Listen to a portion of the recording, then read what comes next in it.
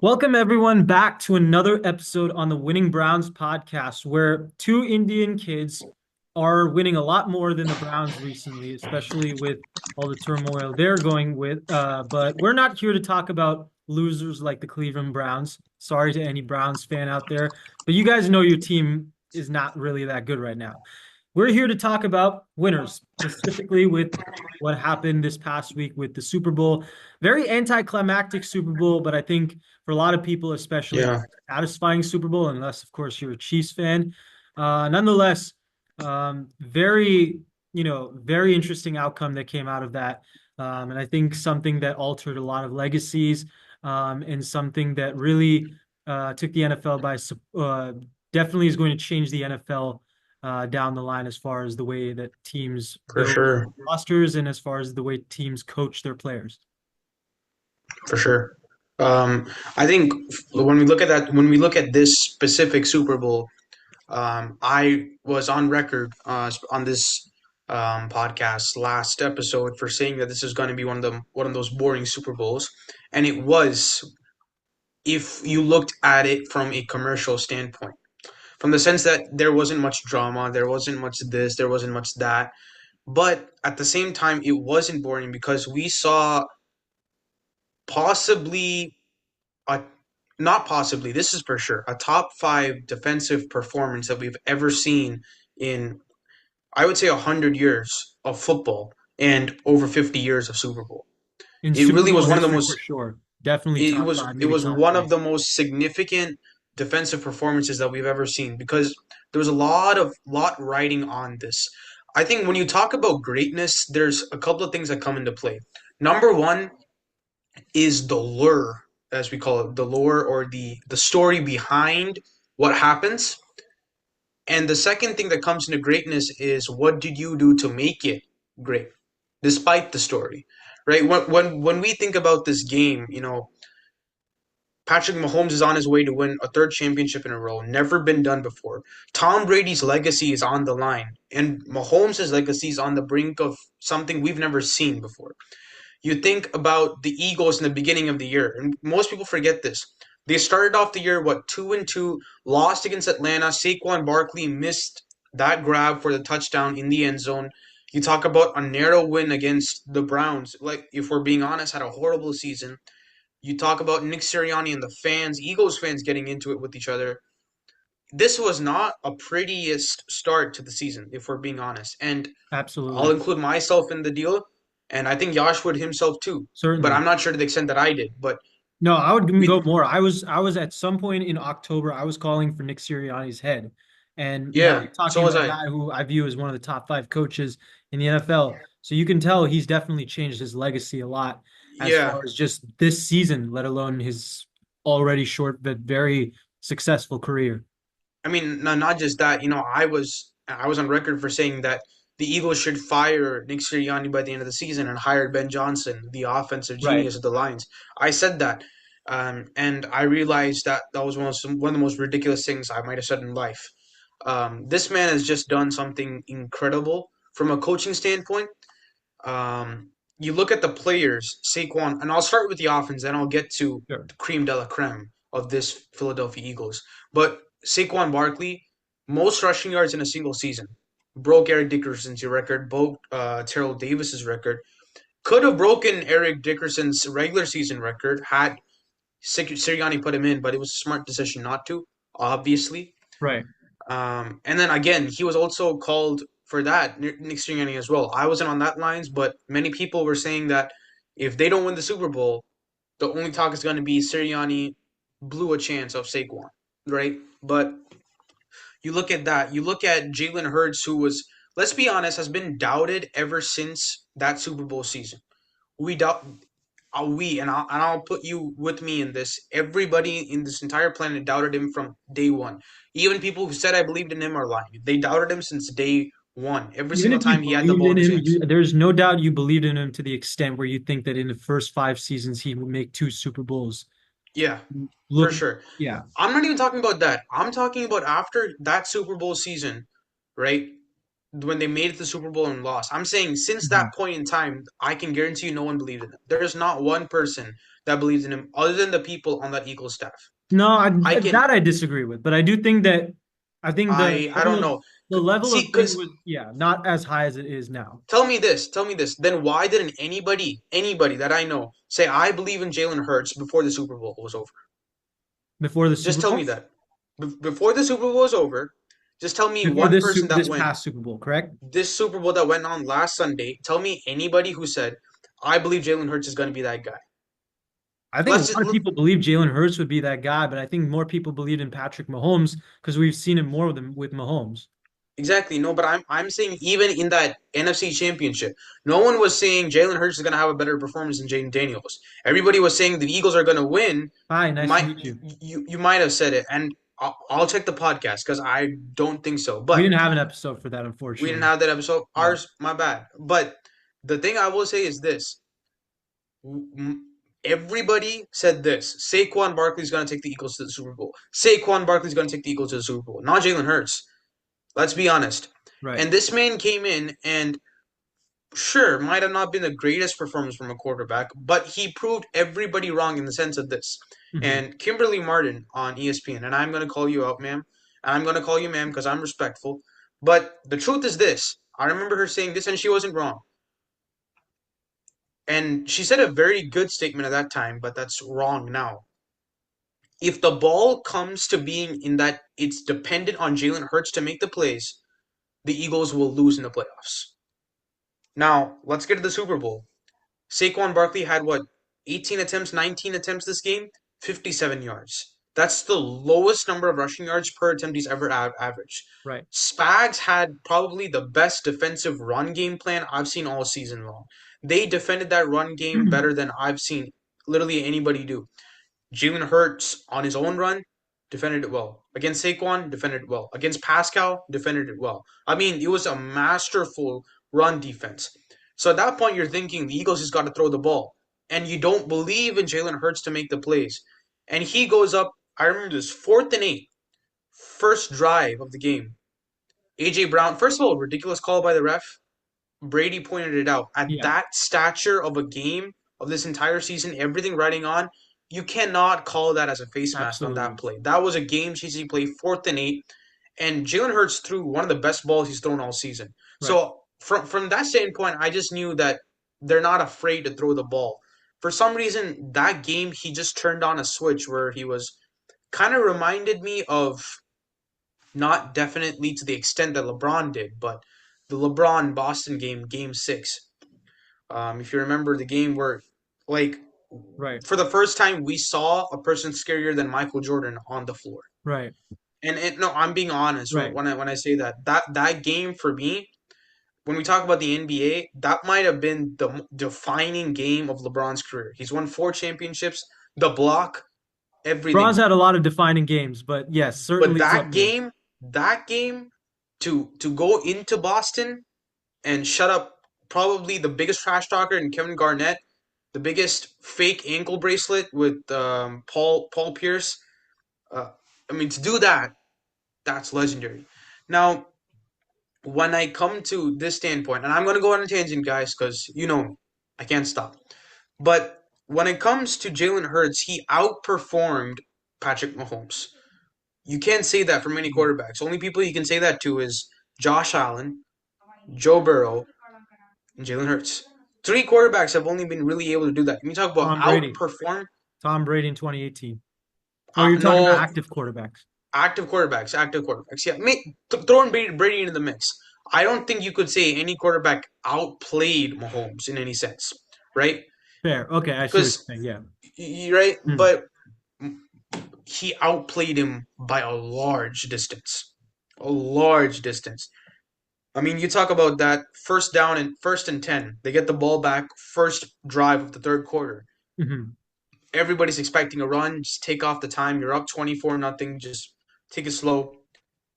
First play of the third quarter, throws a bomb on a go route to Devontae Smith, and Devontae Smith catches that touchdown. I think it was a 40-yard touchdown or something like that. That to me was a statement by Jalen Hurts, a statement by the Eagles offense, but the statement of everybody was just like, I'm here. This is my time and I'm here. And we saw Jalen Hurts' phone photo. His front cover was him walking out of that Super Bowl loss. Right. So you knew he was taking this personally throughout. So now that's the offense. If you Who don't mind, cares? I'm gonna jump in here All before we right, get go to ahead. the defense because I want to mention a couple things starting off with the Eagles. Um, I mentioned as far as the game plan, right? A lot of people have criticized Kellen Moore in the past, including you and I at certain times, and sometimes we've been extremely vocal advocates for Kellen. Kellen Moore, that way, is kind of a Yeah, weird example of an offensive coordinator over the past 5 years in general, because he has extremely high highs that make it look like he could be one of the best coaches in the NFL. Highs very close to Ben Johnson, I'd argue. And then he has some lows that just make you wonder why the hell he's an offensive coordinator, right? But for the most part, sure. he has certainly proven to be one of the better play callers in the league for the past half decade. There's no doubt about that, right? He's been on 3 teams now. And with the Eagles, I think he found a set of offensive weapons that really could take his own talents to the next level. But it was a little different because for the Chargers and the Dallas Cowboys, Kellen Moore made his bones as an aggressive passer, Sure. with an aggressive passing offense. Excuse me. This year, he leaned in more to a running identity with Saquon Barkley and Jalen Hurts. But what that tells Right. me is how good he is at adjusting his game plan, and nonetheless doing it against a defensive coordinator as experienced and as seasoned of a veteran as Steve Spagnuolo is nonetheless impressive. So I got to give my flowers to Kellen Moore. I talked about this in the episode we made before the Super Bowl. If the Eagles were going to win, they had to use weapons other than Saquon Barkley. The Chiefs had the number one best interior defender against Saquon Barkley and a pretty good linebacker core behind him. They, of course, had Chris Jones. That's the guy I'm talking about. And Yeah. Saquon Barkley, I didn't expect him to play that bad, but certainly did open Honestly up. though, Yash, I don't mean to interrupt here, but Sure, in all honesty, let's just be clear. Saquon Barkley didn't have a bad game. It's just that he he did. couldn't do anything. He did. But you would, I think, for me, like personally, I still expected to get 100 yards out of it because of the pure standard he's put in these playoffs. I mean, you're talking about 180 yards against Washington, if I'm not mistaken. And I think 205 yards against the Rams, right? That's the time. Sure. And especially the Rams, they're a good run defense. They're a really good run defense. He's put up video game Yeah. numbers against some of the best run defenses in football this year. That's what we're forgetting. And the Yeah. Chiefs just stifled him un just completely throughout the whole game. Yeah. Like it was I was speechless for some of these plays. These were plays that looked open to Saquon Barkley, and he just couldn't get past them because the Chiefs had a great game plan against him. But it did open up looks for Jalen Hurts in the passing game and in the running game for him. You know, especially in the passing game, we talked about the aggressiveness. They threw the ball very well on deep ball passes, specifically deep Yeah. ball passes. And AJ Brown played well. Devontae Smith played really well. And I got to give my props off to that. But this is the other thing I want to mention. And I mentioned this in a YouTube short prior to the Super Bowl. It got uploaded in the middle of the Super Bowl, which was just due to the fact that LSU Wi-Fi is not exactly the greatest. And the fact that I'd uploaded, I think, 5 shorts at once. So I apologize for that. But my whole point on that short was the fact that I made an argument that if Jalen Hurts won the Super Bowl, he would be easily a top 5 quarterback at that point. And there was an argument already to be made based on how he played in the postseason that he was a top 5 quarterback. I think for me and Akhilesh, I can Sure. speak more on myself here because we haven't really talked about our quarterbacks nearly as much since September. Um, Thank God. yeah, a lot has We know. changed since then. Let's be honest. We talk enough about them. I mean, Absolutely. it's But I will say this. Jalen Hurts at that point in time, he didn't have Devontae Smith and AJ Brown for a couple weeks and just did not perform well in those couple weeks. Right? This was when the Eagles sure. were still struggling. But what he's Yeah. done ever since then shows me that even if he's not maybe to the elite level that Lamar, Josh Allen, or Patrick Mahomes is, he still has a quality that gives him into the top 5, much like Joe Burrow, right? Yeah. The reason why we argue Joe Burrow is a top 5 quarterback is because at his best, he's putting up numbers close to 5,000 passing yards and carrying a team that is defensively not that good. Even if he has weapons like Jamar Chase and T. Higgins, right? He's elevating all the talent around him. And if you take those players out, he's the best player on the team. If you put those players on the team, he steps up even further and is the best player on the team. And when the chips are down and the rest of the team is not playing well, Joe Burrow is the guy who keeps them in the game every damn time. And we've seen that with Jalen Hurts at the highest stage, now twice. He's outplayed Mahomes not once, but twice in the Super Bowl. Right? Hmm. The Eagles made it to the Super Bowl in 2022 based on a strong run game, a strong offensive line, and a really, really good defense. That Chiefs Yeah. defense was penetrating the offensive line of the Eagles they were penetrating them like crazy that first half. Pause. Um, Jalen, I think they had something like 4 sacks in the first half alone, right? But Jalen Yeah. Hurts settled in. That run game wasn't doing anything, and the defense obviously was not playing well the whole game. Sure. And the Yeah. fact of the matter was the guy that kept them in the game, that kept throwing the ball down deep, that kept running the ball and giving them opportunity after opportunity was Jalen Hurts. Right. This past game, Right. they had a dominant performance. Jalen Hurts was the guy who still was the commanding leader of that team.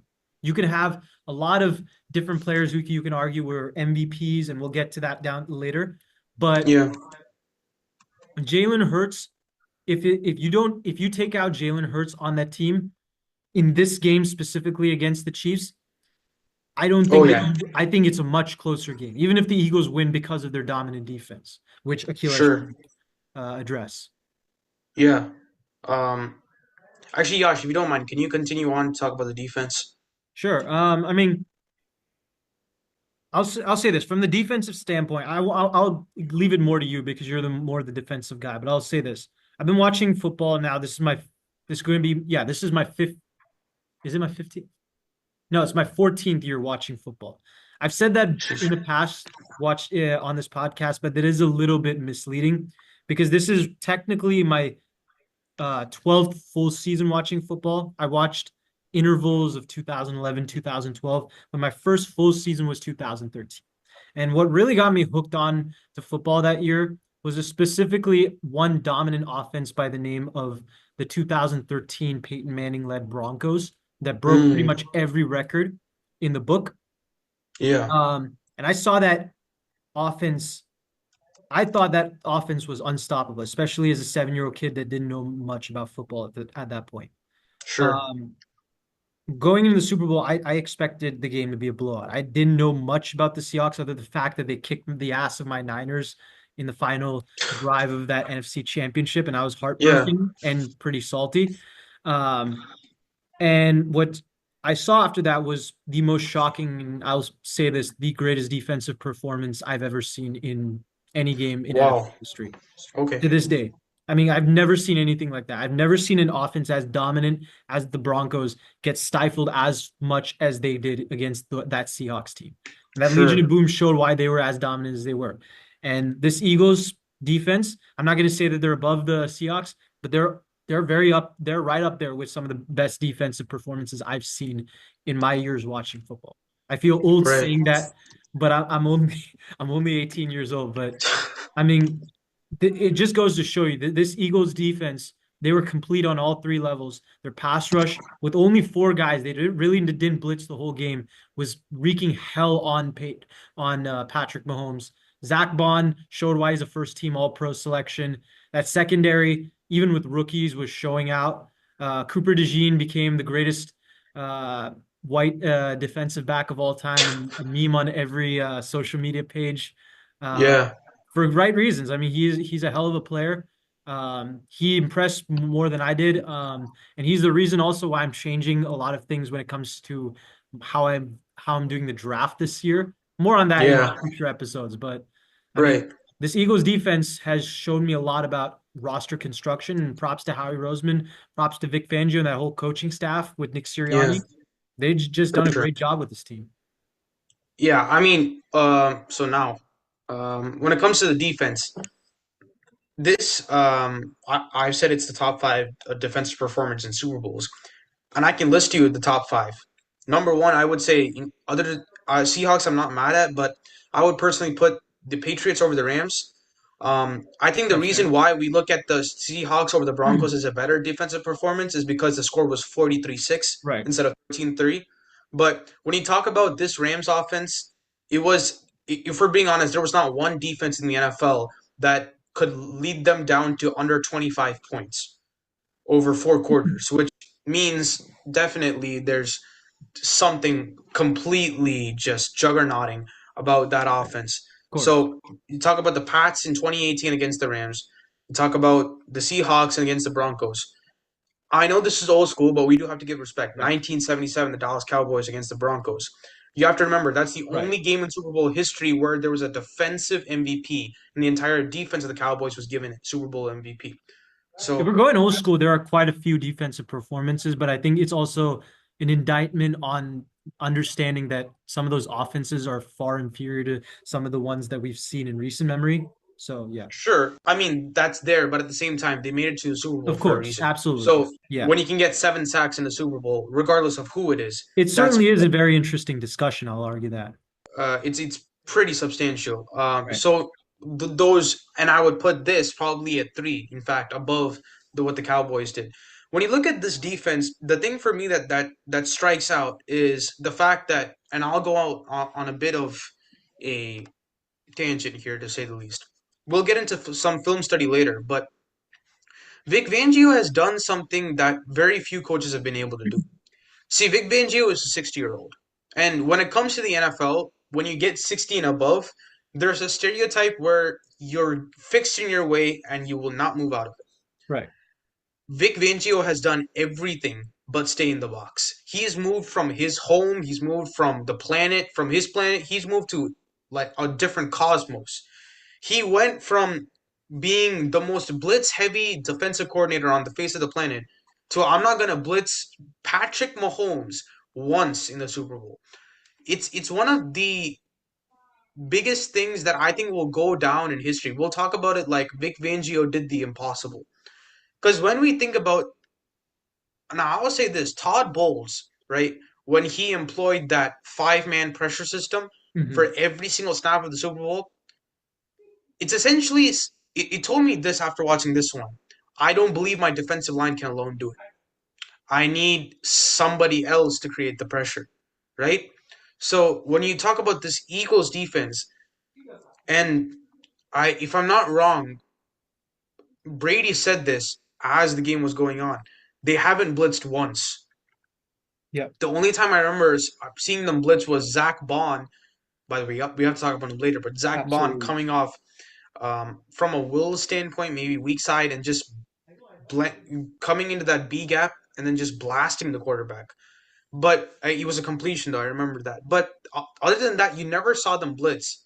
It was pretty much I'm just gonna use this bulldog line. And I'm just gonna get after the quarterback every single time. It was probably the most masterful defensive lineman class that I've ever seen in the Super Bowl. Just attacking the quarterback relentlessly.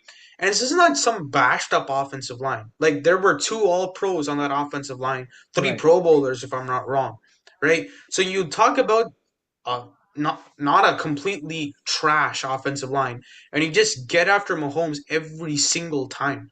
It's just something that you don't do unless you have the greatest general manager in history, Howie Roseman. If we're Wow. really being honest, the MVP of the Super Bowl should have not been Jalen Hurts, Saquon Barkley, the defense, or anybody. It should have been Howie Roseman. The defensive line. Well, let's remember this. Jalen Carter was supposed to have been the number one pick. He fell down to 9 right into the Eagles' laps. The same draft they get Nolan Smith. Zach Bond was a nobody a year ago. Signs a 1 year deal for the Eagles and is now the best linebacker in the league. Right? He can go from anywhere on the field anytime, reads the quarterback better than I've seen many linebackers do, tackles like anything, has great technique overall. Then you look at what he did this year in the draft. Comes in, doesn't trade up or trade down, gets Quinyon Mitchell, then gets Cooper DeJean, two studs at cornerback, start in the Super Bowl. Talk about Quinyon Mitchell. No one talks about him. And maybe he didn't have a spectacular season, sure, but he had a lockdown season in the sense that he locked down anybody who came on his side. Now, maybe he wasn't spectacular like Sauce, for example, Mhm. but he was definitely good. By the way, Sauce is slightly a bit overrated in my opinion. I'll get to that another day. But that's that. Cooper DeJean, I'm ready to put a seal on this. Cooper DeJean had the greatest rookie play in history. In history. I've said a lot of things about history, and maybe I want to revert myself back on it, but I don't mind in this case. Cooper DeJean had the greatest rookie play ever. I'm curious to know what your criteria on greatest refers to. Greatness. So Iconic, I mentioned it historic, or before. what? I mentioned it before in greatness. Greatness, there's a story behind the play, what that individual did during Right, that play, and what was the result of that play. Let's go through this. How many times have we seen Mahomes come back down 10 nothing right. from the first Several half? times. Several times. In Yeah. fact, every Super Bowl, he's come back 10 nothing down. Yes. That he's won. Yes. Has he ever come down 17 nothing down? No. No. He's clum, I think 14 down, never 17 down. 17, right? So what allowed it to go from 10 to 17? The A Cooper Cooper DeJean pick. DeJean pick six.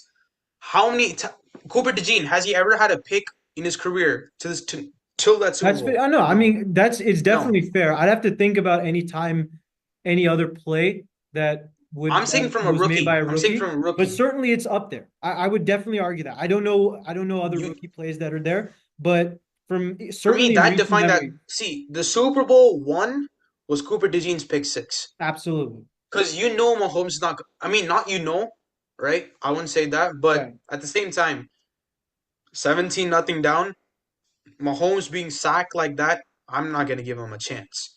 That I'll was say the this. greatest. From a sense of iconicness and historicness, I think it is Maybe probably not. has to live to the test of time. But what Yeah, exactly. I'll say this. As far as the significance in the moment's probably the most the greatest play by a rookie in Super Bowl history of the 21st century. The only play that I think I can think of that is on par with this play is the Devin Hester punt return kickoff return in 2007 against the Colts. That's the only play that I think is on All par. right. Okay, let me And ask you I this would argue question. that Cooper DeJean one is better. So, Okay, there we go. So the thing is this: there's a difference between best and greatness. I've said this right, pretty much every episode. right. That That's might why I have was been best. curious I to don't know know. what your criteria was. Yeah, but this one, without a doubt, I mean, you look at and it's Patrick Mahomes. This Right. guy has just never been beat. Literally. I mean, you talk about the Certainly. greatest quarterbacks only to beat him, and then now he gets pushed to the ground. We'll talk about his legacy a little bit later. The thing that for me defined, and I'll end the defensive topic before we get into the film later. For me, the thing that defined this defense was what we will see over the next 5 years, as long as Vic Fangio, however long he's there, is we will see possibly the greatest decade of defense by a team since the 70s Pittsburgh Steelers. So let me say it again. We might see the greatest defensive decade by any single team since the 1970 Steelers. I've said it twice. You talk about the 70 Steelers, didn't blitz much, had a great linebacker. Um, you talk about great cornerbacks. You talk about a decent safety class as well, and that's exactly what these guys are. They only rush forward and they can dominate. They have good cornerbacks who are developing. They have great safeties in CJ Henderson. They have a incredible middle linebacker now, and they can probably develop over this class because Howie Roseman's Howie Roseman. We will see probably the greatest decade of defense as long as Vic Fangio is there. As long as Vic Fangio is there, we will see probably the greatest decade of defense since the 70s Steelers. And now the defense will put off for a little bit. We'll pull up film on the defense to show exactly how this team has revolutionized probably not just the game, but also this specific game, how they revolutionized the way in which defense should be looked at. While Akilash is pulling up the film, I want to give my props to Howie Roseman. Akilash put some big words out there for Howie Roseman, and I'm not necessarily mad at it anymore. If he said it about a year ago, I might argue against it. But he's certainly in the conversation now, right? I think the only other guy I'd put in that argument, the only other guys are actually one is the GM of the other team, Brett Veach, right? Yeah. And the other one would be probably John McVay, in my opinion, for how he handled the Niners during the salary cap era, early No way. stages and whatnot. No That's a way. topic for a different day. I would want to get into the details of that. I don't really have that up here, but what I will say as far as Howie Roseman, I'll give an interesting comparison to Howie Roseman. Akil probably, I don't know how much you know about the whole rap game and the whole rap beef that happened last year, You right? you guys you already know. We went through a whole segment about how I couldn't name a single rapper. Come Absolutely. on. Well, I'll make this argument. What the season Howie Roseman has had in 2024 is the year that Kendrick Lamar had over this past year because of this rap beef. Okay? Think about it. Howie Roseman, think about it. Howie Roseman has been wanting to exact revenge on the Chiefs for the last 2 years, right?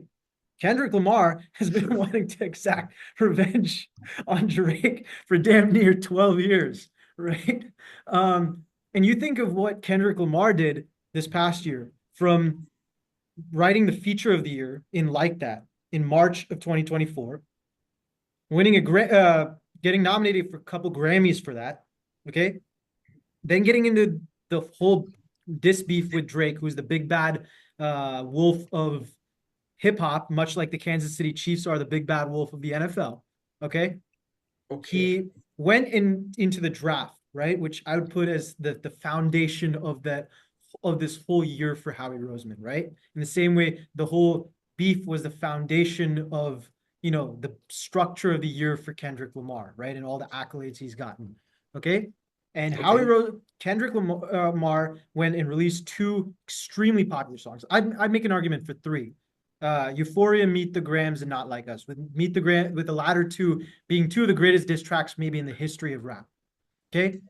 Meanwhile, Howie Roseman went and got Zach Bond in free agency, who is I make the argument he's the like that here, right? One of the greatest free agent signings in recent memory, right? You go and get two of the greatest defensive rookie players in recent memory in Quinyon Mitchell and Cooper DeJean, right? Key players on that Super Bowl winning team. Okay, and hell, let's add I don't know, let's give me another let's who's a guy I can add as a fourth one? See, it's Saquon Barkley. Shit, I forgot about Sure. it. Right, Saquon Barkley. That's your meet the Grams moment, so to say. Meet the Grams was so dominant of a trampling on Drake's career as Saquon Barkley was a dominant trampling on the rest of the damn league. Right, so we'll go there. Okay, and then the whole season, right? We're watching this Eagles team just dominate teams, run offensively, whatnot. Right, actually, Okay. yeah, and defensively with Cooper DeJean, making his name as the greatest white cornerback probably ever, which is, but you know, Howie Roseman basically set the foundation for that, right? Yeah. And on top of that, then on top of that, Howie Roseman, put together a coach. I don't know how to put this. I'm kind of rambling here, but Howie Roseman put together a team that basically kind of became more cohesive around that November period, around the same time that Kendrick released his GNX album. That was building momentum towards the Super Bowl. Kendrick ends up winning Grammys for all his previous things. Obviously, the Eagles have so many Pro Bowlers, rookie draft picks, whatnot, right? Zach Bond, Jalen Hurts, Saquon Barkley, you know the whole deal. And at the Super Bowl, both these guys have the performance of a lifetime. Kendrick Lamar puts out a Super Bowl halftime show to basically finish off the beef with Drake, right? Performing Not Like Us, performing all his hits on the new album GNX. And Howie Roseman showcases every player that he got in the last free agency in the trade period, the momentum that the Eagles have been building since November. Right. That's Howie Roseman's legacy. Kendrick Lamar proved himself over the past year to be not just one of the greatest rap legends of all time, probably one of the greatest rappers of all time on the Mount Rushmore, period. Same thing Howie Wow. Roseman did. Okay. And that's the same argument I make. So this is the guy who did it at the Super Bowl, right? Just Yeah. again, see, and I'll be honest with you. I I've never watched it, never cared for this whole Super Bowl halftime show. I feel it's a big hoax that just gets away from the game. It's pointless. We're here to watch the game. We're not here for another rap song. If you want another rap song, go to another stadium and do a rap song. Adds more to the NFL business. I look at it from a business standpoint. I I'm that mean, guy. you got enough ads going on between five timeouts. It's not gonna kill you. Let's be honest. That's You've true. gained so much money over the entire year. You don't need 30 minutes of blaps. Okay.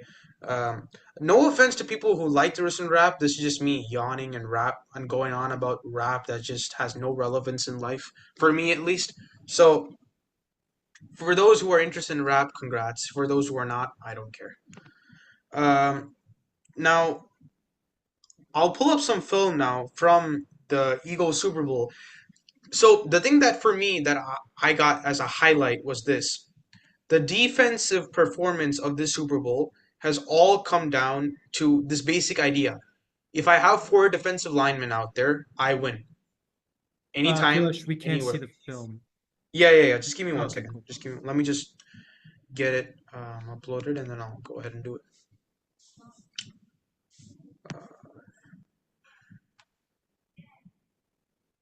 All right. Okay. So now we can actually go to here. Guys, you guys can see it. I'm guessing now. It's getting there. There we go. Yep. Okay, so when we look at this film now, so this is second and nine, in I think 10 minutes into the first quarter here. So what we can see immediately is we have this setup here of four defensive linemen. Now the thing that we'll classically see is with four defensive linemen, sometimes this is Zach Bond here. He might line up here. He might line up here just to look like pressure. He'll zone out. He'll blitz in, and then might be something like that, right? The thing that with all of this though is they went completely away from that and just said boom, boom, boom, boom. Everybody else just play man-to-man coverage on it. Now, what we'll see is this. Let's just actually look at the play first, and then we'll get into the specifics here. So when we take a look at this play, right?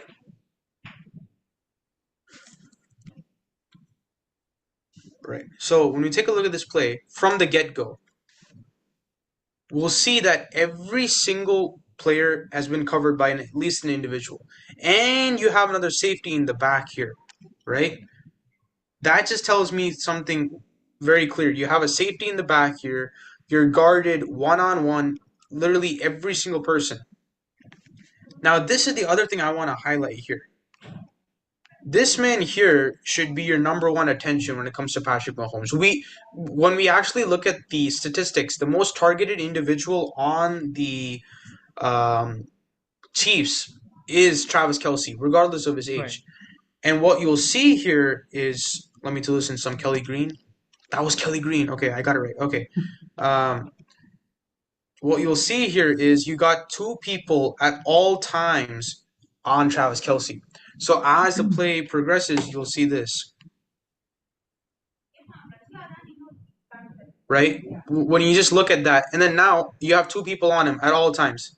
Now he dropped the pass, and that was maybe bad coverage by the Eagles on that side, not getting after the ball consistently. But even if he caught the ball, let me point to this. The thing that most people are missing is you have a group here, you have another group here, you have Zach Bond here.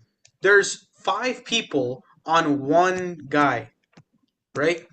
That ultimately comes down to mastery in coverage, mastery in your own playbook. Now, from when we move away from this specific play here, so that's just to point out the coverage standpoint, right? We'll see that in a couple of other places as well. Here, just give me 1 second to pull this up.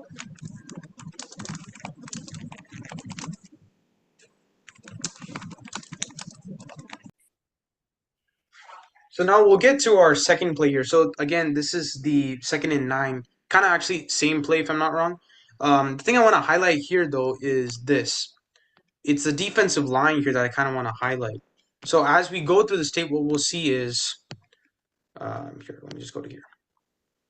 So as we go, we'll see this, right? You talk about from the get-go, right? You really only have three players moving on this line. But with three players in, right, you have pretty much a triple team on Jalen Carter. And you got Nolan Smith one on one, another one on one situation here. To have three people on one guy, it takes him out completely, sure. But you only have five guys to work with. And Hmm. you look at the number of people here, it's just an ocean of defenders. So Mahomes, he can run, but the moment he runs, what he doesn't realize is, let me just mark him in red because he's a sickly ding dong. But when we look over here, we'll see Zach Bond's already ready, Cooper DeJean's ready, Darius Slay might not hit, but all these guys can just run to where Patrick Mahomes is. So that gets him out of the situation. You have Travis Kelce, again, gone in that situation. Now, a lot of crazy writing, but essentially, it's just a big way of saying we're taking out these guys as it comes because of simply one thing. When we just think about basic maths, 11 players can be on the field at one point in time. If I employ four people to rush the passer, or three in this case, I have a minimum of 7 to 8 players to work with against receivers, running backs, even the quarterback, right? So that allows me to outnumber them offensively by a large measure. So now this is one play. The next play I'll show you guys is a. Uh, okay. So this will happen. Yes, we are not at the height of fancy technology, but we're trying to do the best we I can here. apologize, for all our audience. We're unfortunately poor, so we're Yeah, both college students. shocker. Yeah. All right, so now the second play I'll bring up is 4:52 left. Again, first quarter. A lot of the things that I've taken up from a film standpoint have been thoroughly just from the first quarter. There are a few, I think there's one play that I'll highlight that's after the first quarter, but I'm pretty much staying within the first quarter. So now, when we take a look at this first quarter, again, there's no change. These guys are confident in what they have, right? Um, okay. These guys are just confident in what they have. So four-man defensive line front. I'm wondering if I can get the thickness by any measures. Just like maybe there we go. There we go. Yeah. See, they're very confident in their defensive line. Just four people up. Now, as we progress through, what we'll see is this. Again, now they motion out to Xavier Worthy.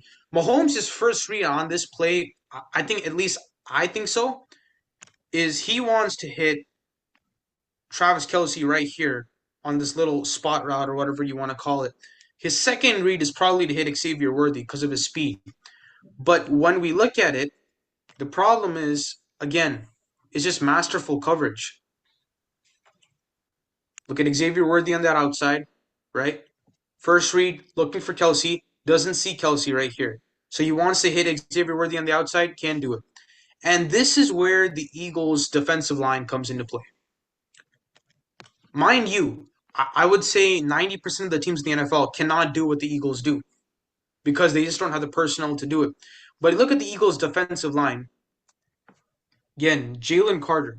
Jalen Carter, for me, is interestingly enough, most people coming out of college called him a very selfish player, not a selfless player, Right. one who wants the statistics for himself. But you look at this play, when you talk about selflessness on the field, two offensive linemen on one defensive tackle to his size means one thing: you're not getting the sack. But what does it allow them to do? It allows Nolan Smith. It allows every single guy on this defensive line to attack the quarterback on a one-on-one situation. I would tell you, guys like Aaron Donald would have dreamed to have players like them. Just allowing them to have those one-on-one situations. Just look at that. They're just getting pummeled. And there we go. Nolan Smith has a track on him. Cooper DeJean's right there. It just goes to show that, first of all, it's revolutionary in the sense that they've gone this entire way of pressuring the quarterback with more people and rather going on a simple idea of using the four defensive linemen front, right? For me, really, Vic Fangio has taken the Georgia defense and reshaped it into his own model, right? Georgia Right. defense, big players on the defensive line, put the pressure, but only four people. You don't need to blitz constantly. Right. Now, this is an I elite. might add real quick. Akhilesh and I talked about this past off camera on text about how I talked about watching me being someone who's more into college football as much as I am NFL. Watching the 2021 NFC national championship game between Alabama and Georgia. I remember talking about how that Georgia defense maybe they weren't on paper as far as just statistically the greatest defense of all time in college football history. But the reason why they were considered nearly as dominant as, say, a Bama defense in 2011 or a Michigan defense last year is because the fact that they had communication unlike any team ever. You looked at how many players that they had, right?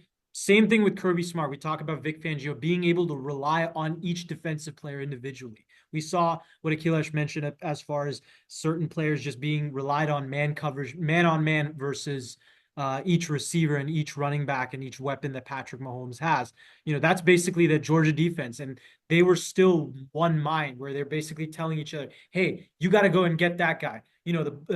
Each guy, Jordan Davis, Jalen Carter, Trayvon Walker on that defensive line. Hey, if number 68 comes here, you got to trip around here and get into the B gap. If that doesn't happen, all right, Jalen Carter, you go around the other side and basically get on an edge one-on-one against the tackle. And, you're going to get a better opportunity that way. Tyke Smith's in the back, Christopher Smith's in the back, basically switching on a nickel and a dime package.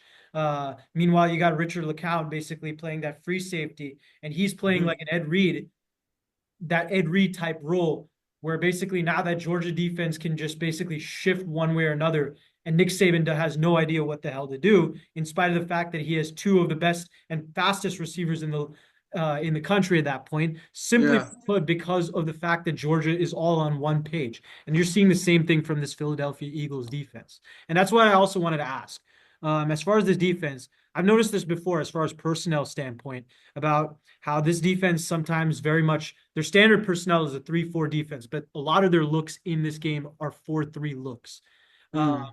especially against a Patrick Mahomes offense. And you talked about how that secondary and how that linebacker core is basically just eliminating all the weapons and keeping their attention to make sure that Mahomes has the ball so that Mhm. pass rush can just go after him and harass him all game. Uh, Right.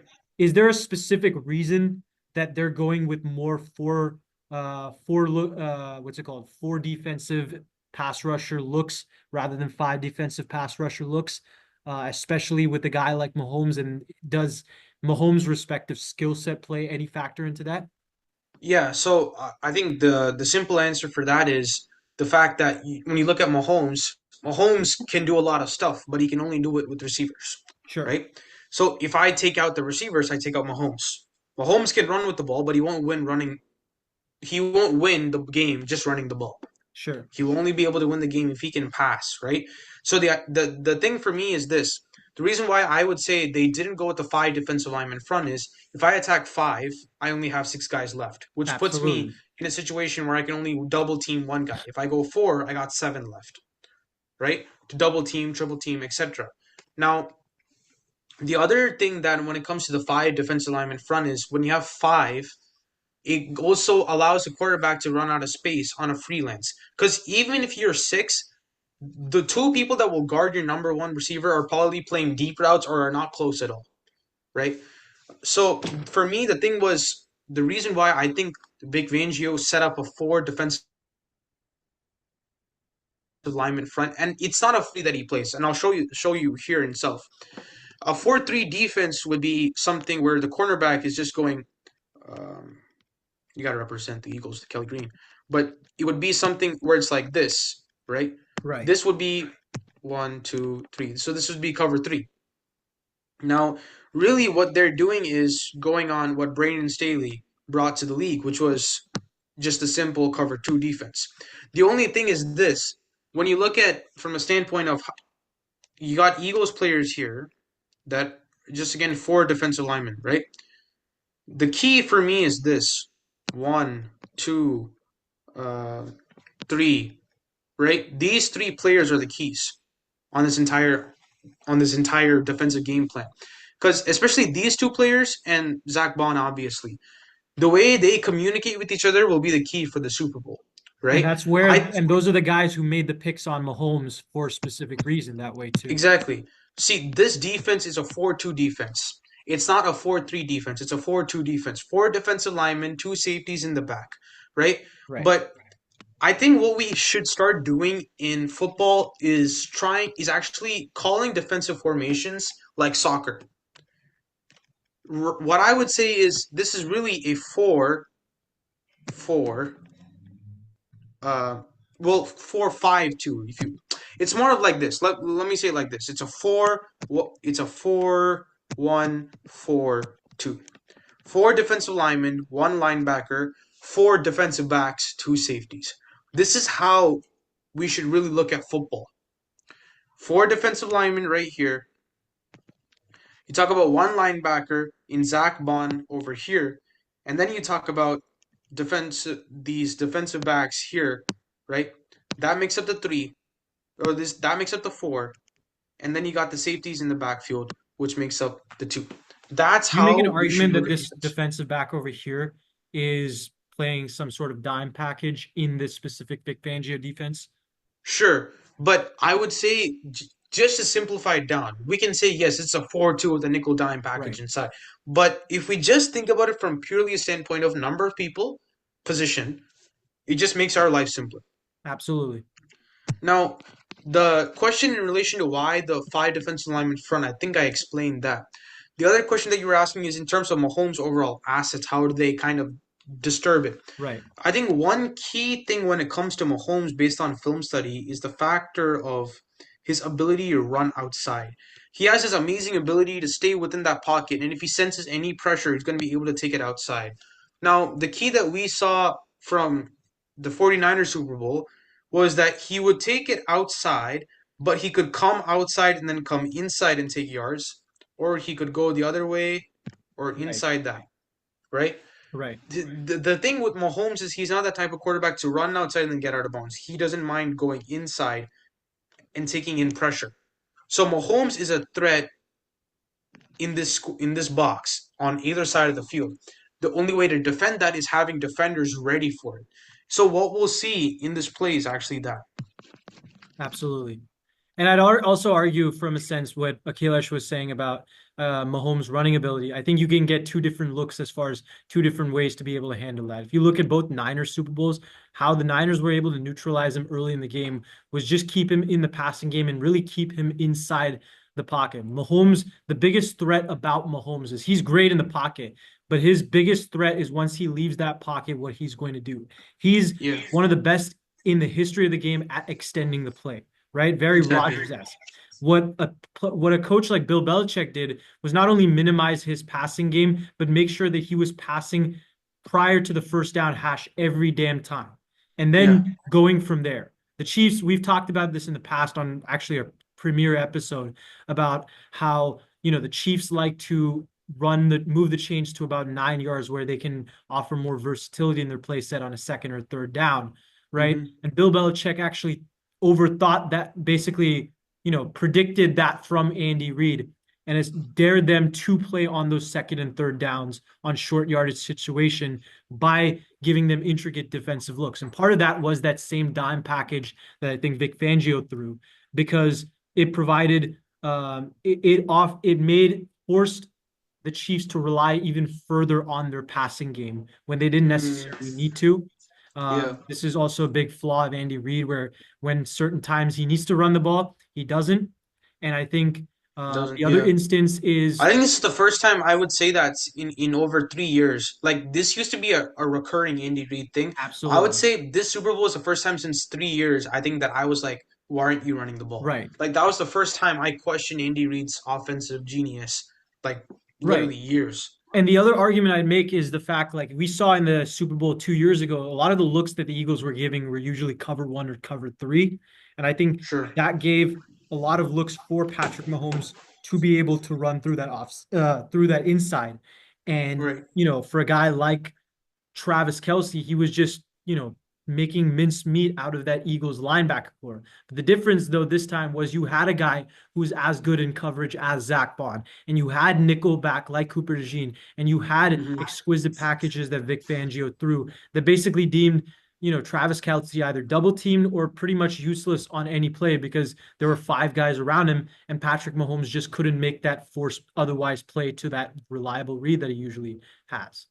Yeah. So on this play, when we start looking at it slowly, so from the get go, we'll see this again. The defensive line is just very.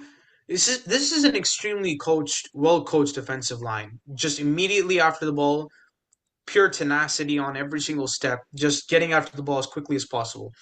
Now, again, when you look at the safeties here, they've obviously been coached on this from the get go. I highlight this guy because this is how you know a defense is playing the best it can. When you look at Travis here, right? Immediately, DeJean's on Travis. Immediately, DeJean's on Travis. He's locking down. When you look at him, his eyes are not even on the quarterback. His eyes are not even on the quarterback. All he's looking at is Travis Kelce. That's the only thing he's looking at. Which means what? His read is clear. So as we'll see as the play progresses, we'll see a double team on Travis Kelce. Boom. Right here. You see this here? Uh, right here. Double team on Travis Kelce. Because if Travis is going to move the ball or he's going to run a pattern where he's going like that, right? The Right. safety, I think his name is Blankenship, if I'm not wrong. Right, He's Ray right Blankenship. here. Yep. Middle He's right Tennessee here on it. legend. Gene's also right here. They're going to stop that ball, right? Now, the thing is this. This is the key. Now, we've seen many situations where Patrick Mahomes will say, look, if Kelsey's not open, I got another guy. I'll hit them. And then eventually they'll deter away from Travis Kelsey and I'll bring it back to Kelsey. But the thing is this. It's just this defensive line. Some things, guys, I've got to be honest. I'm not the greatest film study guy on the planet. I just can't explain how to look at this. This is probably right now in this league a top three center in Creed Humphrey. He's not able to do anything against this defensive line. Joe Thuney, I think another All Pro guard was in there. They just can't do anything. Just look at the constant pressure these guys keep pulling. This entire box is inside is so fluffed up. Mahomes starts going back. And the moment he starts going back, this is where Mahomes is great. Because the moment he sees this, from my lens at least, Josh, I see one linebacker over here. I know I can run over here, right? Right. Because all these guys are moving their tails back, All you have to so do I is don't basically mind. just back up and make sure you know where Nolan Smith is going. And Nolan Smith, all his momentum is going inside. So all Mahomes needs to do is just weave around him. But that's what you think. Right. And watch this. He comes inside. See, the thing is this, Josh, I would actually disagree. If you would tell Mahomes to back up even further, oh my God, this guy right here has leverage on him. If you tell him to back further up, he has leverage on him to push on that outside. Nolan Smith may not have it, but he has leverage. So if Mahomes tries coming True, but he's he's at gonna a come out. it's true. But he's at a bad angle, and I think that's what Nolan Smith did especially well on this play. Is he? If you saw it at the, can you play the video like slightly, just a little bit? Yeah, yeah. Give me a Yeah. sec. So just watch Nolan Smith as he turns his left shoulder in. Just play the video here.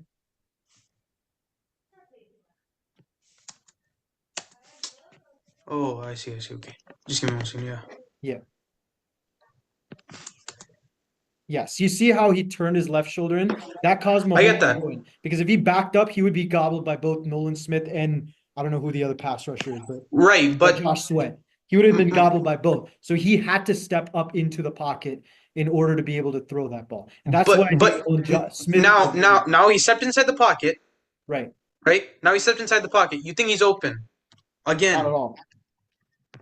Now he has. I don't know who he was on this play. Now he's coming on him. So Mahomes sees that he tries to run around. Now he's wide open, so he's gonna come over here. The thing is this: they have created a defensive line that literally will not allow Mahomes to escape. Bam, again. Now Mahomes here, he just got his leverage because these guys started tripping up. But then when you think it's all done, out of nowhere, Jalen Carter patiently waiting. He gets his chance. He's gonna go over after it now. It's just the most perfectly planned defensive lineman scheme anywhere. Right. You can't do anything about it. Right. So the thing for me is this. Now on this play, again we'll see this. Look, one receiver, two people. One receiver, two people. One receiver, one person. But essentially, this play was still going on. If he's coming inside, you got Cooper DeJean and Darius Slay on one guy. It's see when this is the beauty of football. When you can look at film and know that a team has worked so hard schematically to get this right, that's what matters. Now, that's all for my film segment today, and I'll shut up if I'm being all honest with myself because I've spoke way too long. Absolutely I'll hand not. over This the is reins to Hey, I Yash. mean, this And is the specialty of Akilesh on this channel, and this is why this is yeah. the type of content that we're trying to bring more and more on the Winning Browns podcast. So, I mean, let us know if you guys have any feedback involving this type of stuff. Let us know. Yeah. But moving on to the next thing, another topic I know Akilesh is especially excited about, talking about NFL coaches and the new schemes. Finally, the Saints hired a head coach. I know my roommate, who's a huge Saints fan, has been dying to finally get some news, and they got the offensive coordinator of the Super Bowl winning team as their new head coach in Kellen Moore.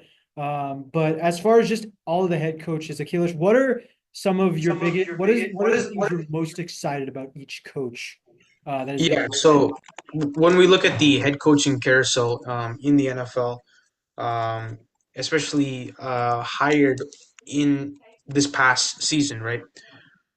When we look at it, you have guys like obviously Ben Johnson highlights the list, but you also have guys like Mike Vrabel. I think his name is Mike Schottenheimer. If Brian I'm Schottenheimer. Brian Schottenheimer. Yeah. You have guys like um, I think if I'm not wrong, it's So I'll give you the coaches. So anyway, you got the Bears. Let me recollect. Let me recollect. Yeah, So okay, sure. Aaron Glenn, you have Ben Johnson, you have Mike Vrabel, you have Pete Carroll. I think also Kellen Moore now recently, Right. and with the Jaguars you have forget his name. The Buccaneers He had guy. the weird Duval. Um, what's his name? Liam Cohen. Liam Cohen. So I think I got the list right. Yeah, and Anybody then else? Brian Schottenheimer. Yeah. Brian Schottenheimer. Yeah. Okay. So I think for me, the highlight of this entire coaching class, which I'm gonna be honest, is not great by any means. It's a Right. good one. It's not great. I would say Ben Johnson. We haven't seen an offensive mind like his in years, Right. to say the least, from an offensive coordinator standpoint. He looks to be like a good leader. I kind of like his personality. I kind of like the way he looks at, just taking down or creating a playbook where it's not, I'm going to make a playbook and the players fit around it. I'm going to make players, or I'm not going to make players fit around the playbook. I'm going to make a playbook that fits around the players, right? So it was actually interesting. There was a little snippet where I think it was on ESPN if I'm not wrong, with First Take, where he went on to say how he would describe or how he actually made this playbooks, where he would sit down with Jared Goff, and Goff would say, "These are things I'm most comfortable with, and this is what I want out of a playbook." And I'm going to do the same thing with Caleb. And I think that's Right. really important because you're not making a guy as young as Caleb to fit into your system. Rather, you're saying, I want my system to be focused around you. I want you to Mhm. be comfortable in what you're doing, and that's going to ultimately get us to the top, which is, I think, a very smart thing to do, and also a very, really like a non-arrogant move, right? Most Right. coaches come in with the sense of, hey, I have full authority now, and that's not what he's doing. And I think Ben Johnson is really going to take Chicago, a steel mill city, very hard-nosed culture, and kind of take that into his own account. Um, might draft Ashton Genty. We never know. We know the run game is very important for Ben Johnson, so he might do that. Tune into our next episode for that type of stuff. Tune into future episodes for that. Um, Now, I would say another candidate that I think for me is really, really good. Quite not the same as maybe Ben Johnson, but for me, Aaron Glenn is. I really, really like him as a coach. He seems like the guy that's a Jim Harbaugh in the sense that I'm going to establish a culture and I want my Absolutely. players to fit into that culture, and we're gonna win games as a result of the culture. He seems like a culture-oriented guy. His press conference, I'll say this: he's a New York Fit coach. That's been a long time since New York has found a New York Fit head coach. This guy's a New York Fit head coach. He's not afraid to say what he has to say. He's a very dead straight guy. Hates the media, obviously, from the looks of it. He's gonna get at you. He reminds me a lot of Parcells. He's From very no just nonsense in that same Yeah, way. Yeah. but now I know he can get the best out of his players. He has a lot of talent, a lot of talent. I don't know about the GM. I'm not gonna lie. He hasn't impressed me by any means from his resume standpoint. He's very very young, but who knows? He could be the 2004 Red Sox general manager in the NFL. Who knows? Time We will never know. tell. Um, but for me, the worst hire out of all of them, and I'll be very cut to the chase. Marty Schottenheimer is in my top five head coaches of all time. My personal favorite, not the, Right. but my personal favorite. Right. Schottenheimer to me is first of all the fact that he's not in the Hall of Fame is the worst thing that's ever happened in Hall of Fame's history. 200 plus wins, won everywhere he's ever been. He can't get in the Hall of Fame. That's ridiculous to me. But I will say this, and I'll stop here. What do we know about Brian Schottenheimer that tells us he's head coach material? He was with the Jets with Rex Ryan. Can you tell me that the Jets Rex Ryan days where they made it to the AFC Championship was a good offense or an incredible defense that took them there? I think I would lean to an incredible defense. You look at the Cowboys since Brian Schottenheimer came here. Are we really going to say Schottenheimer took this offense to a next level? If we're being honest, Mike McCarthy was the one who really had this offense rolling after after the leave of Kellen Moore. I just don't believe. And then for me, this is the thing that I highlight about the Cowboys. It's not Schottenheimer or Micah Parsons or CeeDee Lamb. It's Jerry Jones at the end of the day. The guy is a Right. stubborn. He's just so stubborn in his own ways that he's comfortable with the three championships he's won, and he's just gonna leave it at that. I don't think he cares about winning anymore. Why would you want to go in a press conference and say, "People don't think I can take risks. This is the biggest risk I've ever taken in my life"? We don't applaud you for taking risks in hiring head coaches. We applaud you for hiring the right head coach who's going to lead you to the destination. Right. We don't appreciate you for. I mean, we never appreciated Howie Roseman for a risky pick for Jalen Carter. No, we appreciate him now because Jalen Carter made huge plays in the Super Bowl. It's mind-boggling to me like how a guy that's so rich, that's frankly very smart because he's that rich, right, can be such a I don't know dud when it comes to the grandeur of the NFL, the Cowboys, the Dallas Cowboys. I mean, he just made them look like a mockery. Like I see Stephen A says, it's not even fun anymore. Like I don't even want to like laugh at the Cowboys because when they're good and they mess up, it's great. But when they're trash and then keep messing up, who cares? Mhm. So I just for me, I think the Brian Schottenheimer hire. Look, I wish the best for him, but it seems like the worst hire because we don't know anything about him. Hasn't proven anything to become a head coach material. I mean, I hope the best, but I really don't know, man. It just seems like Jerry Jones wants to show the world that he's still a risky man. It's a I don't know. It's a pointless hire. I'll say it like that. So as far as Ben Johnson, I think everything that's been said about Ben Johnson, we've already said on this channel. You nailed it perfectly on the dot with him. So I don't, I I'll just say this. I think he's going to be great for the Bears. for the Bears team as a whole, the organization. I think he's a breath of fresh air. I think he's going to be great for Caleb Williams. We'll see how far he takes Caleb Williams as far as his career. But this is a great start for that Bears organization. As far as Brian Schottenheimer goes, and I'll say the same thing with Aaron Glenn too, for two different reasons. As far as just who I think is the best coaching hire and who's the worst, other than Ben Johnson, I think Aaron Glenn's the best coaching hire. Specifically, also just great leader, as you mentioned, no nonsense guy and whatnot. But also, he's hired a really damn good coaching staff. I mean, Yeah.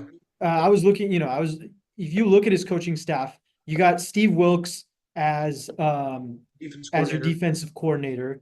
You got what's his name? Tanner Engstrand, I hope I'm pronouncing that right, as your offensive coordinator, and Chris Yep. Banjo as your special teams coordinator. That's a star-studded coordinating group, right? Play calling group. And I think Aaron Glenn has done well there. Yeah. I have no problem with Aaron Glenn, but I do think that unfortunately this is not going to end well because the Jets are repeating the same mistakes that they always do. They're trying the same recipe, expecting it to work, without really addressing the main cause of all their problems. No, Yash, I differ on that, but you can finish your point. I I mean, differ on. I don't think it really matters how good of a leader, how good a coach Aaron Glenn is. When you have a meddlesome owner like Woody Johnson, I don't know how good or bad the GM is of the Jets, just like you, but if they make one mistake, Woody Johnson is going to come in. He showed that this year. He showed that in the past several times. But Right? I will say this. I will say this. For as stubborn as an idiot Woody Johnson has been, right? For him to say, I've not been a good owner over 10 years. Maybe, yes, late realization. For him to publicly say, I've not been a good owner over 10 years. I've not been what I've needed to be in order for this franchise to be as a winning team. It's big of him. We can make a mockery of him fairly, however long we want. But the truth is, for a guy as arrogant as him to come out and say that, it's different. Second thing is Well, I'll this. say this. He said the same thing when Adam Gase got hired too. And he said the same thing when Todd Bowles got hired too. So this is not a first time that he's done that. Sure, but he's not said it like this. That's fair. Okay? Maybe it could change, right? Jed York changed for the Niners, and I'm grateful for that, right? Yeah. Mike Ilitch changed for the Detroit Tigers, if we're going to baseball, right? Sure. It's possible, but For I a guy don't have faith as in him. it, is what I'm saying. Okay, I get it. I get you. I get you. And then when it comes to Jerry Jones, I mean, Jerry Jones shows no faith. Jerry Jones is the opposite. He showed his egotistical characteristics at the height of it, like as you mentioned, right? When it comes to Brian Schottenheimer, like you said, I'm wishing him well. He has an interesting coaching staff, but there's not a lot I really like about that coaching staff. When your defensive coordinator is a guy who the Colts were trying to fire before the Bears hired him, surprisingly, there's a big problem. Yeah. I think a lot of the guys on his coaching staff in general are inexperienced, and that's not exactly good when you have the coordinators that you do. And when you have a coach who I saw this, I think only one time in his career, he's had higher than a 17th ranked offense ever. You're basically hiring a worse version of Mike McCarthy at that point. So it just doesn't make sense to me. As far as the other coaching candidates, I'll start off. So we got Kellen Moore. I'm not going to talk too much about Kellen Moore because I don't know his coaching staff, but I mentioned early in the episode, I like Kellen Moore as a candidate. I think he's a great leader. He's very vibrant in his as far as a personality. He seems to be a very likable guy among his players. Seems every Dallas Cowboy player always talked about him as a great leader. Justin Herbert always had good things to rave about him, as did every coach who hired him. So I think he's great that way. There's a reason why Jerry Jones, there were always rumors that he was going to be the heir incumbent for the Cowboys. And it would be poetic justice for the Cowboys to watch Kellen Moore if he became, say, the next Sean Payton. Just, it would be poetic justice. We'll see if it happens, but I want to see what he does when it comes to that coaching stuff. And then that's 4 coaches I mentioned, right? Yeah. And then I'll go with Mike Vrabel. Mike Vrabel is the one I'm most skeptical on. I have no doubt about his own coaching qualifications. Mike Vrabel's shown that he's one of the best coaches in football at that. But I have a problem with this fit. I don't think he's a fit for Drake May. I don't think that the guy he hired for Drake May was the right guy, and Josh McDaniels. I think Josh McDaniels is a pretty good offense coordinator too. Like Sure. he Yeah. might not be the greatest coach, but he's a decent offense coordinator. Is he best with Drake May? I don't think so. Drake May is a guy who he needs a play action pass call. He needs a guy who can hone in on his best skill sets. I don't see Josh McDaniels a guy who can develop that out of him. Well, I'll say this though. Mac Jones came in as a rookie season, had his best year as a rookie season under Right, but Josh. he didn't evolve. That's the big problem. He didn't evolve even as a rookie. Josh McDaniels wasn't there. No, he didn't evolve as a play caller. Josh McDaniels just took the best parts of him from college and just maximized that on a playing field with the weapons that they had For a around. rookie. For a rookie. Development is I'm not seen saying he over. didn't play well. I'm not saying he didn't play well. I'm just saying Okay. that it wasn't like his play style like improved in specific assets that we had questions about. It was just he took the Okay. best parts of him and just put that on a pedestal, which was needed for a rookie quarterback, right? Okay. But it didn't develop after him, especially because Josh McDaniels, then of course left the Patriots. Sure. So that's where I stand on that, and I have questions about certain individual position coaches that they got. As far as development, it's not exactly the great. Mike Vrabel doesn't exactly have a great reputation as far as developing young players. And I felt that's what the Patriots needed, a guy who could develop young players. So I question the fit from that. As far as Liam Cohen goes, I'll start off with Liam Cohen. This reminds me, man, a lot of Brandon Staley as far as just a head coach. I think the biggest thing about Brandon Staley, you can argue that he was very qualified. I'm not going to deny that. But there was a question going in, for me at least, that he was inexperienced. And that's maybe why he was a little bit over his head as a head coach. Maybe he was lack of prepared. And I see the same thing out of Liam Cohen. I think he's an extremely qualified head coaching candidate, but he doesn't have that much, offensive play caller experience. He was, yeah, but just when it comes to Liam Cohen, I mean, I think the big thing is just, he's a guy who, majority of his experience, majority of his qualities as a play caller come in just 1 year, right? And that talks about major leadership and whatnot. And that's why I've made the argument with the comparisons with Staley, just as far as is he ready to take over a team that has had as much dysfunction as the Jacksonville Jaguars for the last few years? It just seems like Shad Khan, the owner, is just trying to, do what he tried to do a few years ago when he tried to hire Brian Leftwich. He couldn't get it done. Now he's doing the same thing with another Bucks offensive coordinator. I'm not saying Liam Cohen is going to be Byron Leftwich. He's certainly showing he's a lot better, but I do think that there are some warning signs for that Jaguars team, and I want to see more about the coaching staff about Liam Cohen. And then the final one is Pete Carroll. As far as his overall coaching staff, it's still a work in progress, just like Kellen Moore. He was one of the last head coaches to be hired, of course.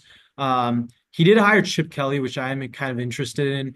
I think Chip Kelly is a pretty good offensive play caller. Even in the NFL side, there were a lot of things that he did that really worked well with a really talented Philadelphia Eagles offense led by Shady McCoy, Nick Foles, Mark Sanchez. He had Mark Sanchez playing some of the best football of his career in 2014 after Nick Foles got hurt. They went 10-6, barely missed the playoffs. I think majority of his problems in the NFL came from just a leadership sense. He was kind of really, really good at rubbing people the wrong way. So I think he'd be better as a play caller. Pete Carroll himself as a leader is exceptional. He has over a decade of NFL head coaching experience. He is more than well qualified. I think he was, especially after Ben Johnson got hired by the Bears, the best guy for the candidate. I talked about this ad nauseum. I'd said that of all the coaching candidates, Pete Carroll made the most sense given the fact how Mark Davis likes his owners. It didn't make sense that they were kind of going after Mike Vrabel because they'd already gone for Josh McDaniels. I know Mark Davis is a guy who doesn't exactly like to do the same thing, repeat the same mistake twice, although he does repeat mistakes. But yeah, I mean, I do think that Pete Carroll, I mean, with his Bay Area ties, with his passion, I think it's a breath of fresh air for the Raiders. and I think it's exactly what they need. And we'll see. I mean, I like John Spiddick, the new GM that they hired. If he Mhm. can put together a good roster, he was instrumental in helping the Buccaneers sign Tom Brady in 2020, and now coming full circle, Right. Brady, the guy who hired him. Um, I think he can draft pretty well. He's pretty good on the defense side of the ball of drafting.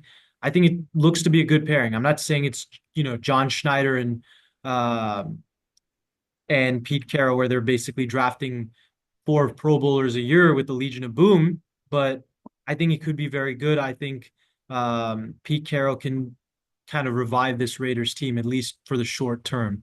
But I think this is a good transition point into talking about our next subject, which is the what if that we Josh, go ahead. my bad, my bad. Just one thing. I just wanted to add before we went on. Sure. I'm not sure if I talked about Liam Cohen enough, but I just wanted to add a couple of things in. Sure.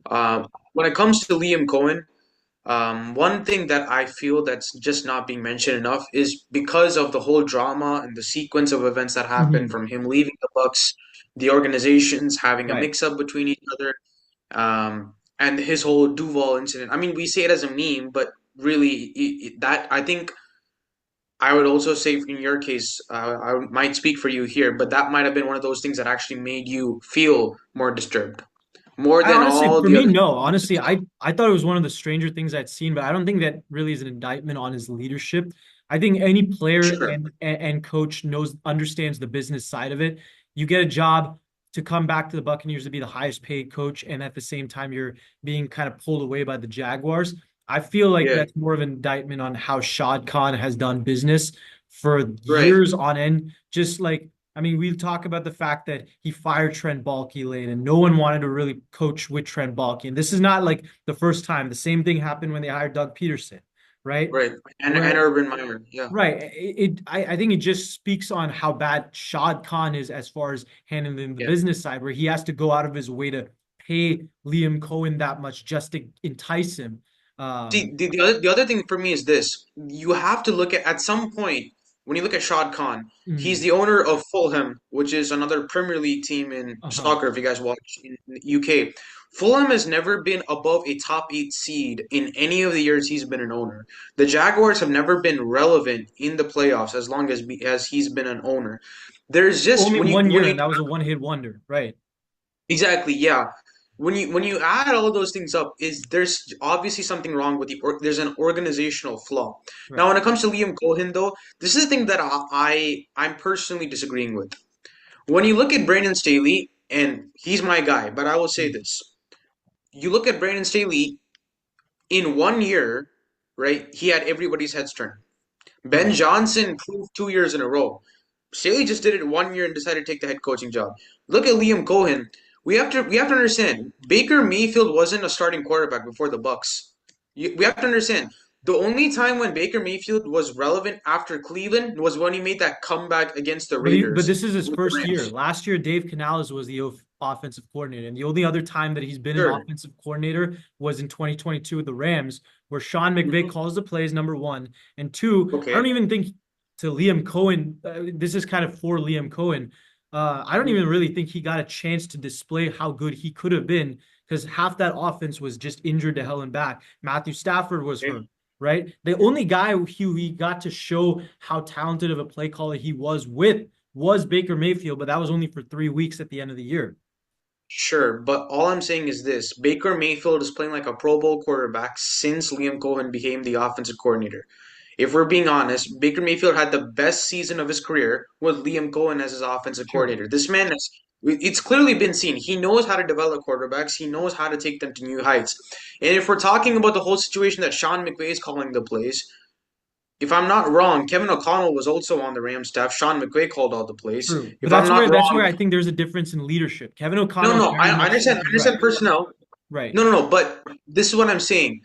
I disagree fundamentally with the fact that we can call a person's leadership before they even start a season. That's what I That's fundamentally fair. disagree with. If you give me a coach that coached before in the college level or the high school level, fine. Then there's some evidence to go off of it to say leadership is there or not there. But Mhm. for a guy who's never a head coach, and then we're gonna put leadership on him as a metric to say he's going to reach heights or he's not. True. I don't think that's fair. Well, But I will here's say this. go ahead. Go ahead. Go ahead. No, no, no. It's fine. All You I'll go. say is like I get what your point. I completely agree with you on that standpoint, but my philosophy is when you're an offensive play caller, and especially an offensive play caller as qualified and as talented as Liam Cohen is, right? You get trained at that point to be a head coach. 1 year does not usually do it because 1 year you're talking about him adjusting into that play calling role, right? This is Okay. not a guy who was the play caller for Baker Mayfield last year. And I think you're forgetting Baker Mayfield played exceptional last year too under Dave Canales. But he was 20 times, but he was 5 times better this season. Right. For sure. And Absolutely. okay, But I here's would I would disagree, but okay. I sure, would but disagree here's with the exceptional. I would disagree with, but okay. sure, fine. But I mean, fine. He played 5 times better. You want to argue that? Sure. But he was really good last year. They almost made the NFC Championship last year. There's very much arguments for Dave Canales himself. Dave Canales has shown exceptional leadership. He's he's the contrary of Liam Cohen, where Liam Cohen, he's been an offensive coordinator multiple times. He's not had the chance to play call. Dave Canales, even in times where he's not necessarily been the offensive coordinator, has play call, like he did with the Seahawks in Geno Smith's breakout season, and he did with the Sure. Buccaneers last year. But he's also shown leadership from the sense, right? You can talk about a guy who, this is someone who's, in his late 30s, who's had several opportunities where he's had to step in an interim coaching role. Liam Cohen has not had that. The most he's had that as well at Kentucky. And on top of that, you're talking about a guy. This is the other place I'd add is if you look at his press conference, now I'm not saying this is a standard you should apply for every coach. In fact, the guy who just won a Super Bowl, Nick Sirianni, right? I He's one of the probably the worst best you ever. example. He looked like a deer in the headlights in his Right. press conference, right? And now he looks like one of the best coaches in football and one of the best leaders in football, right? Exactly. His players love him. Liam Cohen looked, though, very awkward. And I think this should at least be looked at as something of, was he ready for that coaching job? If he gets fired down the line, that's something to at least look at and say, Yeah. Fair. is That's he fair. ready? That's fair. That's Right. fair. So that's where I I'm mean, coming from. again, but you can point out the same thing, not to the extent, but you can point out the same thing to Urban Meyer. Let's be honest. I mean, you were one of the few people that I remember that was just against the idea completely. I mean, Right. Michigan, Ohio State, I get it, but still, No, when I it just, comes to yeah, Urban Meyer, like, if we're this guy has all opinions and hatred mhm, aside, Urban Meyer is one of the best college football coaches in history. right, Clearly, right? right, We can put him top 10, top 5, wherever the rank goes. I don't know personally, okay? But you would assume that a coach that could coach young men to heights that people would just dream of getting to again and again would be able to translate that to the NFL. So you would call that a good leader. Relatively, you would call that a good leader. But obviously in the NFL was a horrible incident, whatever happened. So I'm just saying that term leadership, I at least quantify it based on what you do as a leader and then show me. Because I'm not there to say Brandon Staley was quoted as a great leader with the Chargers, was quoted as a great leader with the Rams, was quoted as a great leader anywhere he went. Khalil Mack to this day says the best coach he's ever worked with was Brandon Staley from right, a positional standpoint, right. right? So obviously the guy's not a scrub, but the Absolutely. leadership, Right. but the leadership aspect was always there maintained. So that's what I'm saying. I just want to see progression of amount of time that will, in quote, relate to leadership. So that's where I'll end it there. Okay. Well, Pete Carroll is the other topic that we're getting to, and off that, a topic that Yash wants to go on. It's a bit of a fun one, but only thing I want to chime in is Chip Kelly is actually something that I am intrigued to see how it works out. In terms of leadership, Chip Kelly's leadership has always been questioned, hated Question by is some an players, understatement. hated by some players. I mean, I think there was an episode on LaShawn McCoy's podcast where he called up one of his teammates. He said, how do you feel about Chip Kelly? Went on for about 5 minutes of beep, beep, Right. beep, beep, beep, beep, beep, beep, beep, right? Right. So people hate him. So for me, it's like, there's no way you can tell me this guy is a great leader, a great Mhm. individual and person, all that stuff. And when you have players just hate him, there's a difference between dislike and hate. People Right. hate him, right? There's got to be something wrong, obviously, with what he's done. Now, he might be a changed man. Obviously, went to Ohio State, won the championship. We don't need to mention that He again. was But UCLA head coach for 5 years. It was pretty good at that. yeah, right. So he's not a scrub, but at the same time, can you translate it? I don't know, but I believe in Pete Carroll, so that's where I'll end that. Now, Josh, you can continue. Well, actually, I I'll let you transition as far as this kind of goes. I'll just say, like, okay. yeah, So now we have a what if section. So Pete Carroll, obviously a very hyper man in general. At 70 years old, looks like a 30-year-old man. Um, but when you look at it, now he may not take his shirt off anymore, just saying. But when you look at it got that from this gum right standpoint, here. You know, yeah, well, wow, well, energy. Um, absolutely. when we look at Pete Carroll, though, one of the things he's most known for is one decision that he made against the Super Bowl winners in that of the New England Patriots. And now I present the what if section. What if Pete Carroll called a run play to Marshawn Lynch on, if I'm not wrong, second and goal, 2 yards shy, 2 or 3 yards 1 yard shy, shot, 1 yard. 1 yard shy of the end zone to win the Super Bowl against the New England Patriots in the stadium that had given them curse after curse after curse? What if he had run it? And I'll let Yash take over first, and then I will give my verdict on it. And you guys also post in the comment section what you think. So I'll speak on two specific instances. The question, as it pertains just on face value, is what if Marshawn Lynch should run the ball, right? Um, I think if Marshawn Lynch had run the ball, it's more likely. Let's start off by saying, I think if Marshawn Lynch had run the ball, it's more likely than not that they would have won the Super Bowl, almost 9 out of 10 times. Okay, the fact that of the matter is, this is my personal. As a child watching Marshawn Lynch, I had to watch him twice a year, sometimes 3 times a year, as a Niners fan. Right, he was the most unstoppable force of nature I had seen growing up. To this day, I mean, the only guy who comes close is Derrick Henry. The amount of broken tackles I saw this man make on a on a weekly basis was unparalleled.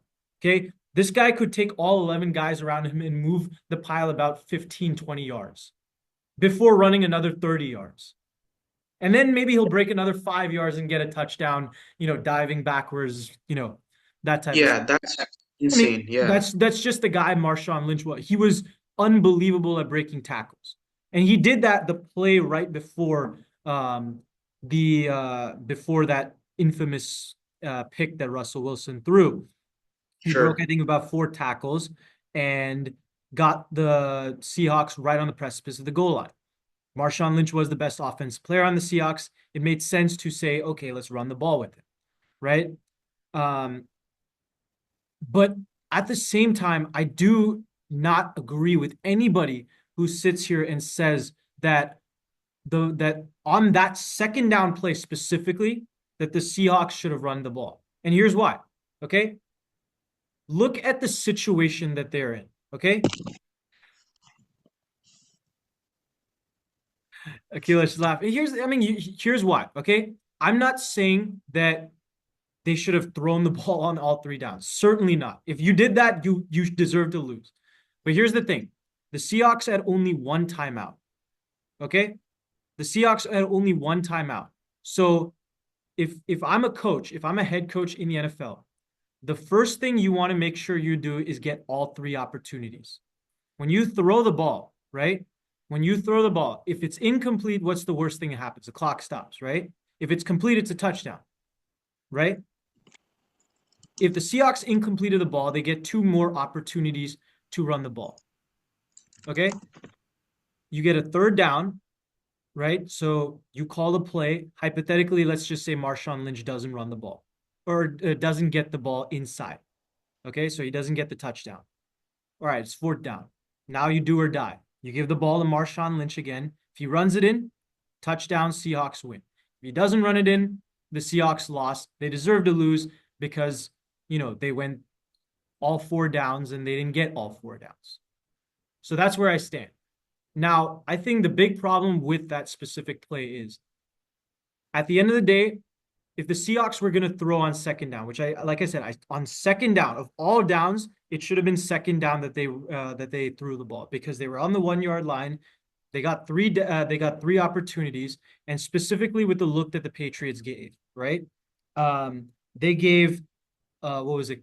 Goal line three corners, right? They had seven defensive linemen on the Can't play, wait to get this one. right? And this was a late decision by Bill Belichick and Brian Flores to change the look, Oh my get an extra God. defensive line, and change to get Malcolm Butler in. Pete Carroll and Darrell Bevel both realized this. Okay, so as a result, what they ended up doing is basically shifting Marshawn Lynch from the right to the left side. Now that was where that is where they ended up screwing up the play, because what that told the Patriots is, all right, Marshawn Lynch is a one-on-one. Basically, he can just walk in. If you want to give the ball to Marshawn Lynch on the left side, you can just throw a screen pass. But the Seahawks had, if I'm not mistaken, three receivers, or tight end and two receivers on the right side of the ball. Okay, on a goal line three corners play. So what that told everyone is the ball is going to the right side. Now, this is where the stupidity came with the Seahawks play call. They should not have run goal line. They should not have run an inside slant on goal line three corners. It's that simple. It's simply put that not only are you throwing an inside slant on a goal line three corners on a Patriots team who's as disciplined, as well disciplined as they are, but you're throwing it at Ricardo Lockett. I'm waiting Josh to finish this whole mumble jumble. It's ridiculous. Yeah. Go ahead. What's up? Pizza order, Domino's? Yeah, I got you. Pineapple, olives, um, extra tomato sauce on the side. Um, I like Parmesan, not cheddar, please. Yeah, thanks. Yeah, go ahead. I mean, okay, so here's what it comes down to. The I'm sorry, Seahawks, guys. I let him start this off. This is horrible. the Seahawks should have thrown the ball one time, but instead of throwing the ball to Ricardo Lockett, they have three other better options. Number one, you had Doug Baldwin, who's the second all-time leading receiver in the history of the Seahawks. You could have thrown to him, one of the better players at outside fades in the league. Number two, you could have thrown to Jermaine Kearse. This is a guy who just made one of the greatest catches in Super Bowl history and NFL history, just 2 plays prior, right? He was their second best receiver. Three, you could have thrown to Chris Matthews, 6'5" mammoth of a receiver, okay, who's having the game of his life, okay, who caught a game tying touchdown at the end of the second half, or at the end of the second quarter, excuse me, right? On a Patriots team that didn't have any big cornerbacks other than Darrelle Revis, who, let's be honest, Darrelle Revis was not going to match up against Chris Matthews. Darrelle Revis has bigger priorities as far as Seahawks weapons to cover. He's probably going to cover Doug Baldwin. He's probably going to cover Jermaine Kearse. He's not going to cover Chris Matthews, who's a 6'5" slot receiver. So who do you instead throw it to? You throw it to the guy that nobody expects, but for right reasons. Ricardo Lockett, because he's a 5'9" slot receiver running on one of the most advanced concepts that the Patriots had thrown out on the goal line. That's where the Seahawks lost the game. Now, if the Seahawks threw to one of those guys and incompleted the pass, right? All right, fine. That was an incomplete pass. It didn't work. Now you run the ball twice with Marshawn Lynch. But the whole idea to me is that you got to get it down to 4 downs. It's second down, not third down. You have 1 timeout, not 2. If you had 2, then I'd agree with you that you got to run on all 3 downs with Marshawn Lynch. And then there's no excuse about that. But at that specific play, they should have thrown the ball. The wrong decision was that they didn't throw the ball. Or, excuse me, they threw it to the wrong guy on the wrong play, and Russell Wilson just made a bad throw. And props to Malcolm Butler. He made a great play on the ball. He read the route, and it was the right play. But I've heard like Chris Collinsworth say several times over and over and over, like the argument, Pete Carroll made the same argument when he went on Richard Sherman's podcast 2 years ago, I think. He was saying, my whole thing was you wanted to be able to get every down, right? We got the ball late because, and this was something I didn't realize when I watched the Super Bowl, but you wanted, when you got down to that play, right? The Seahawks had about a minute left, right? When Marshawn Lynch ran the ball to the 1-yard line. And they were running the clock just to the point where they can get the ball, you know, they can make sure that Tom Brady doesn't have enough chance to get a game-winning field goal, right? Or a game-winning touchdown, excuse me, right? So what they ended up doing is trying to get the clock down to 45 seconds. And then, of course, the Patriots shifted their formation late, so the Seahawks had to run off another 20 seconds to change their personnel. As a result, at the time that the ball snapped, it was, I think, about 26 seconds, right? Which was not ideal for Seattle, right? And then they ended up throwing, and obviously it was an interception. But what they wanted to do was just get all 4 looks. But I hear Chris Collinsworth like make this argument that even if you take out all of the Seahawks offensive line, it was just Marshawn Lynch versus the 11 Patriots guys, he'd have still gotten that play. I don't think that was as likely against the Patriots as far as any other team. If you had it against the Green Bay Packers, sure. If you had it against the San Francisco 49ers, sure. But against the New England Patriots, they had more goal line stops than any team in the last 5 years prior to that. Okay, the last team to have as many goal line stands, you know what team that was? The 2008 Pittsburgh Steelers, were widely regarded as one of the greatest defenses in NFL history, right? So, at least in recent memory. So, it made sense just from okay, let's get this out of the way to throw the ball at least once. The problem was they threw to the wrong guy. Now, do I think that if they had run the ball, Marshawn Lynch would have gotten a touchdown? Yes. But I don't think that they should have run the ball on second down. I think they were in the right there. I just think that they called the wrong play and they called it the wrong guy. And that's why they lost.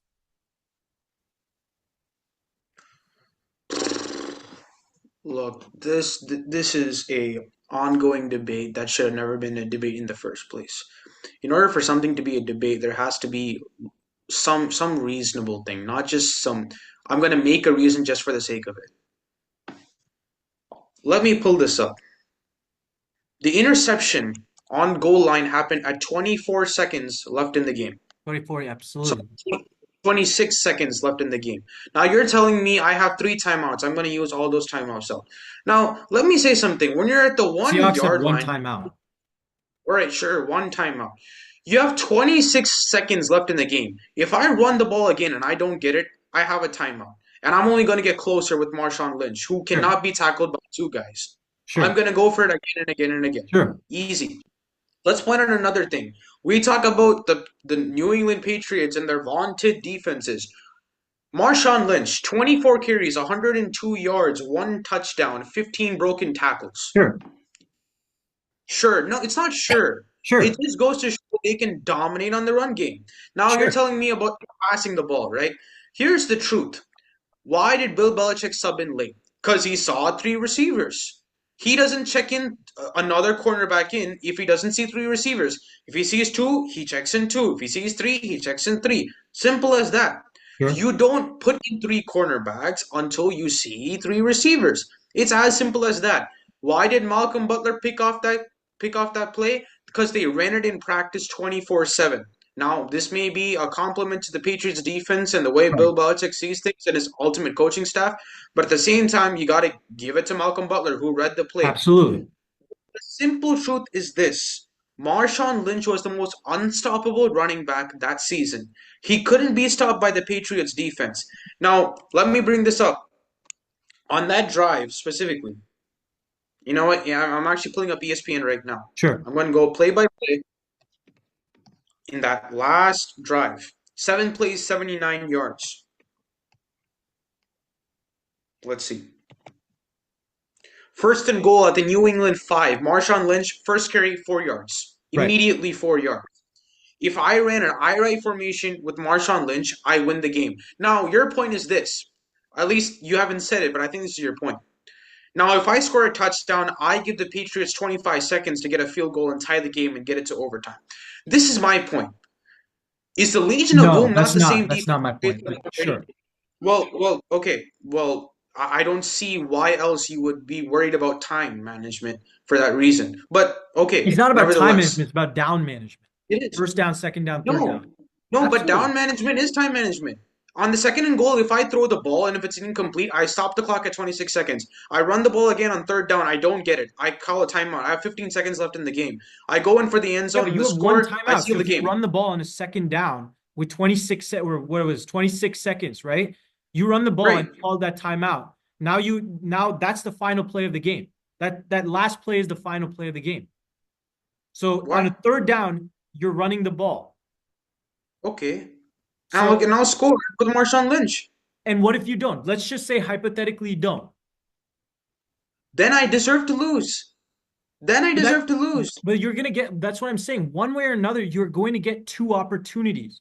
Why not get a third opportunity Throwing the one way or ball is the another? worst one. No. On a 1 yard line to throw a ball is atrocious. You tell me, Jalen Hurts in the Super Bowl right now, on that first quarter, when they're at the 1 yard line. Okay, yes, the Eagles have the tush push just made for them. I get that. Sure. But at the same time, you're telling me they shouldn't, if they threw the ball, it'll all be fine? No. Come on. Under that You can't tell me specific situation, on yes. a one. On that No. specific situation where you have one timeout, right? We look What? at like we look at like let me give you a better example. Remember the Wait, let me iceberg? finish. Let me finish. Let me Sure, sure, finish. Let me sure, finish. sure. Let me finish. Okay, let me finish. The two things for me. When Pete Carroll called that play, number one thing, getting too cute.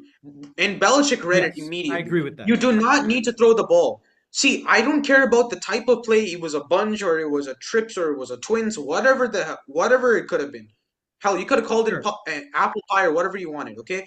The simple matter of the fact is this. You don't throw the ball with 26 seconds left with the best running back in the league, possibly a top 5 offensive line in the Sure. league, pass protection and run blocking, right? You have a guy. See, this is what I'm saying. LaDainian Tomlinson, Emmett Smith, Adrian Peterson. What Marshawn Lynch could do, only Marshawn Lynch can do.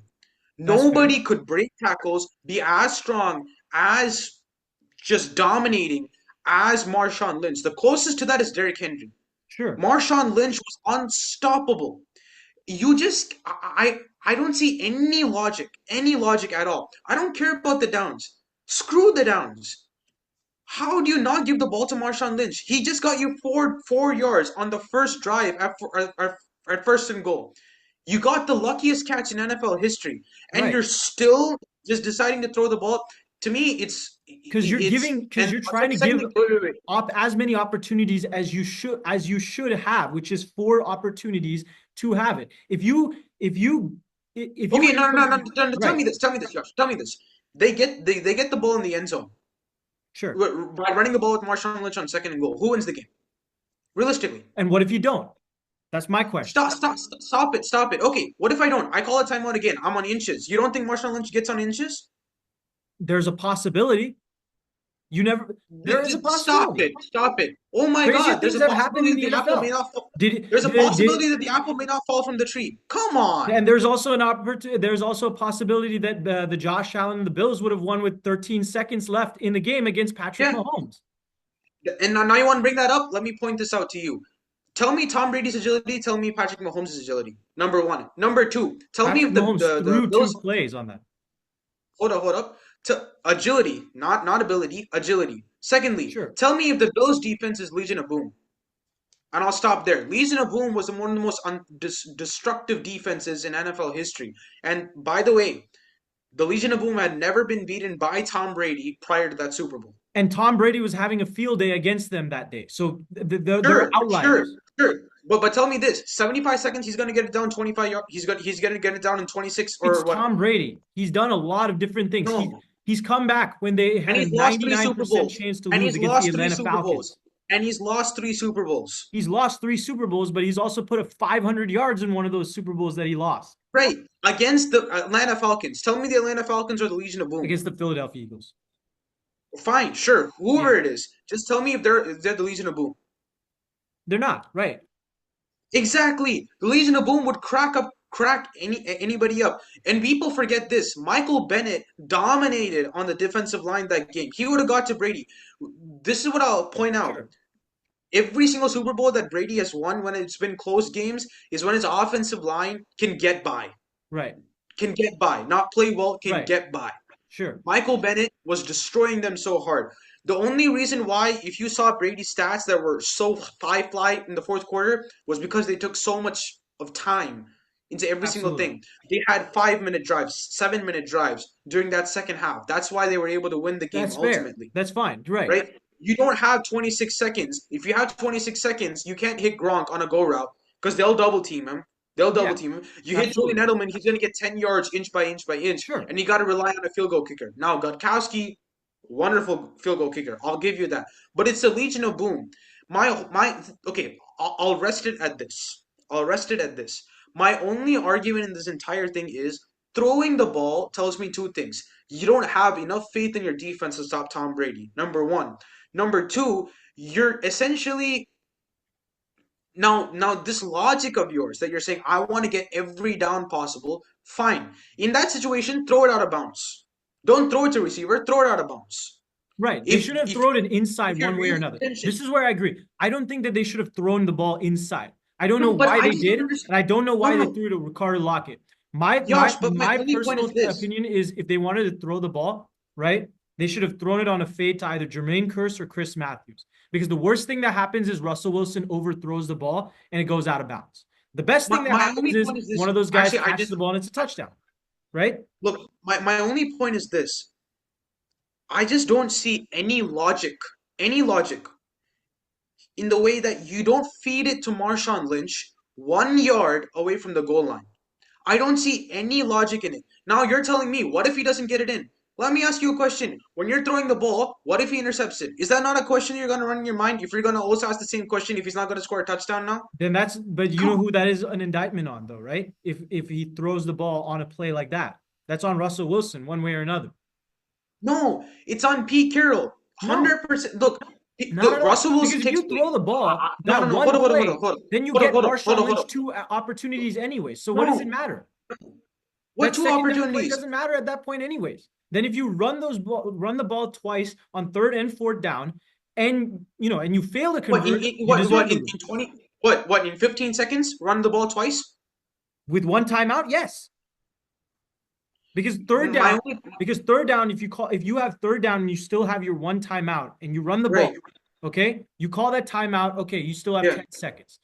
Fourth No, down, that's the final play of the down, anyways. You run the ball. If you get it, it's a touchdown. If you don't, it's and you're telling me the New England Patriots had one of the best goal line defenses in the 2008 Steelers. right. See, my entire thing is this. You're just throwing in these things, but you're not equating any logic to this. Yes, downs are all there. I give, you know what? Actually, that was disrespectful. I'm sorry. Right? Downs are all there. I get that. All that logic is there. Right. First down, you get 4 yards. You're telling me you can't get 2 more yards? I'll tell you this. This is what should have went in Pete Carroll's mind immediately. If they're putting three cornerbacks, wow, that was about to get bad. Three cornerbacks, Right. right? And you have one cornerback to the outside. What? That's four receivers, and then you have a running back also. So then you probably had five. You probably had two linebackers, maybe four cornerbacks. That's what? They had three Six off. cornerbacks on that play and one safety. Exactly. No, Right. I'm saying defensive backs. Sure, fine. Four defensive backs, Right. two linebackers, and five defensive linemen. If three are It playing was a seven and outside, it was a 6 and 4, I think. If I'm no, it was seven defensive linemen and four defensive backs. There was no linebacker on that play. no, Dante Hightower was there. I can almost No, I guarantee don't think Hightower was so. there. Maybe Okay, he could have been blitzing. I don't know. okay, but whatever the situation may be, if I have four defensive backs on a goal line situation, that tells me one thing clearly. They're not gonna have enough time to come at me as a running back. They won't have enough time to stretch their side of the field to come as a running back. If you can pull whatever you want, any stunts you want. They had an extra tight end for blocking. Sure. On that play, this is why the Philadelphia Eagles won that Super Bowl. They had initial plays drawn up, but Jalen Hurts saw what he saw, and he said, "I'm going to change the play based on what I see." That Sure. AJ Brown touchdown, when he triggered it, that was an But then who's on-call that an play. indictment on? That's on Russell Wilson to Hold call up, that play hold at the up. goal No, line. no, no, it's not. No, it's not. As a head coach, you always have to, this is what Sean McVay is great at. Every single time he gives in a play to Matthew Stafford, he says, check it. If you see this, you're going to run the ball. If you don't see that, you're going to hit him on a fire cross. So If you you're don't see saying that, that Pete this is Carroll what didn't great head coach coaches do. Russell Wilson to do that, and that's Yeah, on him. yeah. That's fair. That's Now, fair. I'll give you this. I'll give you this. I'll give you this. I disagree on the call. I disagree on the call. That I disagree with. But I'm saying if anything to rectify the situation, this is what it should have been. Secondly, I'll say this. Russell Wilson definitely should take blame. At least 15% of the blame Absolutely. is on Russell Wilson. I Okay? think you should You take do 50, 5-0. no, definitely not. Definitely not. The thing I will say is you cannot throw that ball at that situation at that place. Now I give it to him in the sense that this. It's an undrafted rookie that you're playing against, right? Sure. You don't know him really well, so you're gonna have the confidence to throw it to a very reliable inside receiver. So I give that. Lockett Okay, was I not don't. that reliable. He had 4 drops Tyler this Lockett season. was not. Tyler Lockett was not. Tyler Lockett was not on the team. That was Ricardo Lockett. Ricardo Lockett, my bad. But still, He had 4 in that drops that Super year. Bowl, he had a good game. In that No, Super Bowl, he Ricardo had a Lockett good did game. not. That was it. That, I he had 3 receptions, if I'm not mistaken, that whole game. let's see. I'll look at it right now. 3 receptions, correct. 59 yards though. Okay. Okay, Okay, that's 59 fair. But how many of those were on goal lines then? That right? That still makes How a many times were they on goal line and throwing the ball? How many fair. times were they on goal line and throwing the ball? Exactly. They Right, but didn't how stick many to what times they were know. they in a situation where they could only throw the ball once and then have to run the ball? No, my point is, why worry about throwing the ball when you can win the game? This is where You could win I'll the end game my. if you run the ball the last 2 plays anyways. You No, get 2 opportunities one way or another. if you're doubtful on not getting it on second down from the same place, why are you not doubtful on third? But at that point you're giving the ball to your best player on the last 2 downs of the ball. You should always on the No. last 2 plays of the game. But at least give So, yourself opportunities. Here's what I oh, say. come on. If don't you think that if somehow, some way, that if Marshawn Lynch got stopped on second and third down, right, and the Seahawks had presumably burnt their timeout, right? I'm not saying that the Seahawks necessarily care about what the media's attention is, but don't you think that there would have been a headline? Okay, why didn't they throw the ball and get all 3 downs? Never in my life. I can guarantee this. There can be a million newspapers out there. You can call it yellow journalism, whatever journalism you want. I can guarantee they would have said the Patriots defense won the Super Bowl. I can guarantee they will say that. They They say will that never anyways. say, no. They didn't say that. They said the Seahawks flopping allowed the Patriots to win the Super Bowl. They never came and said the defense of the New England Patriots won them the Super Bowl. Never. And I'll say this. If they didn't get those, this is what they would have said. Patriots stop Marshawn Lynch. Patriots stop Seahawks. And the Seahawks would have been applauded. No, maybe not applauded, but we wouldn't come out here thrashing them, saying that they blew the Super Bowl. They couldn't win it. There's a difference. This one, they blew. As a Patriots fan, I'm saying this. I've never bet in my life, don't plan to either. I would have bet my money that the Seahawks would have won that Super Bowl. After that catch, come on. There's just no. Yash, I get it. I get from what sense you're speaking of. Super Bowl and every other game.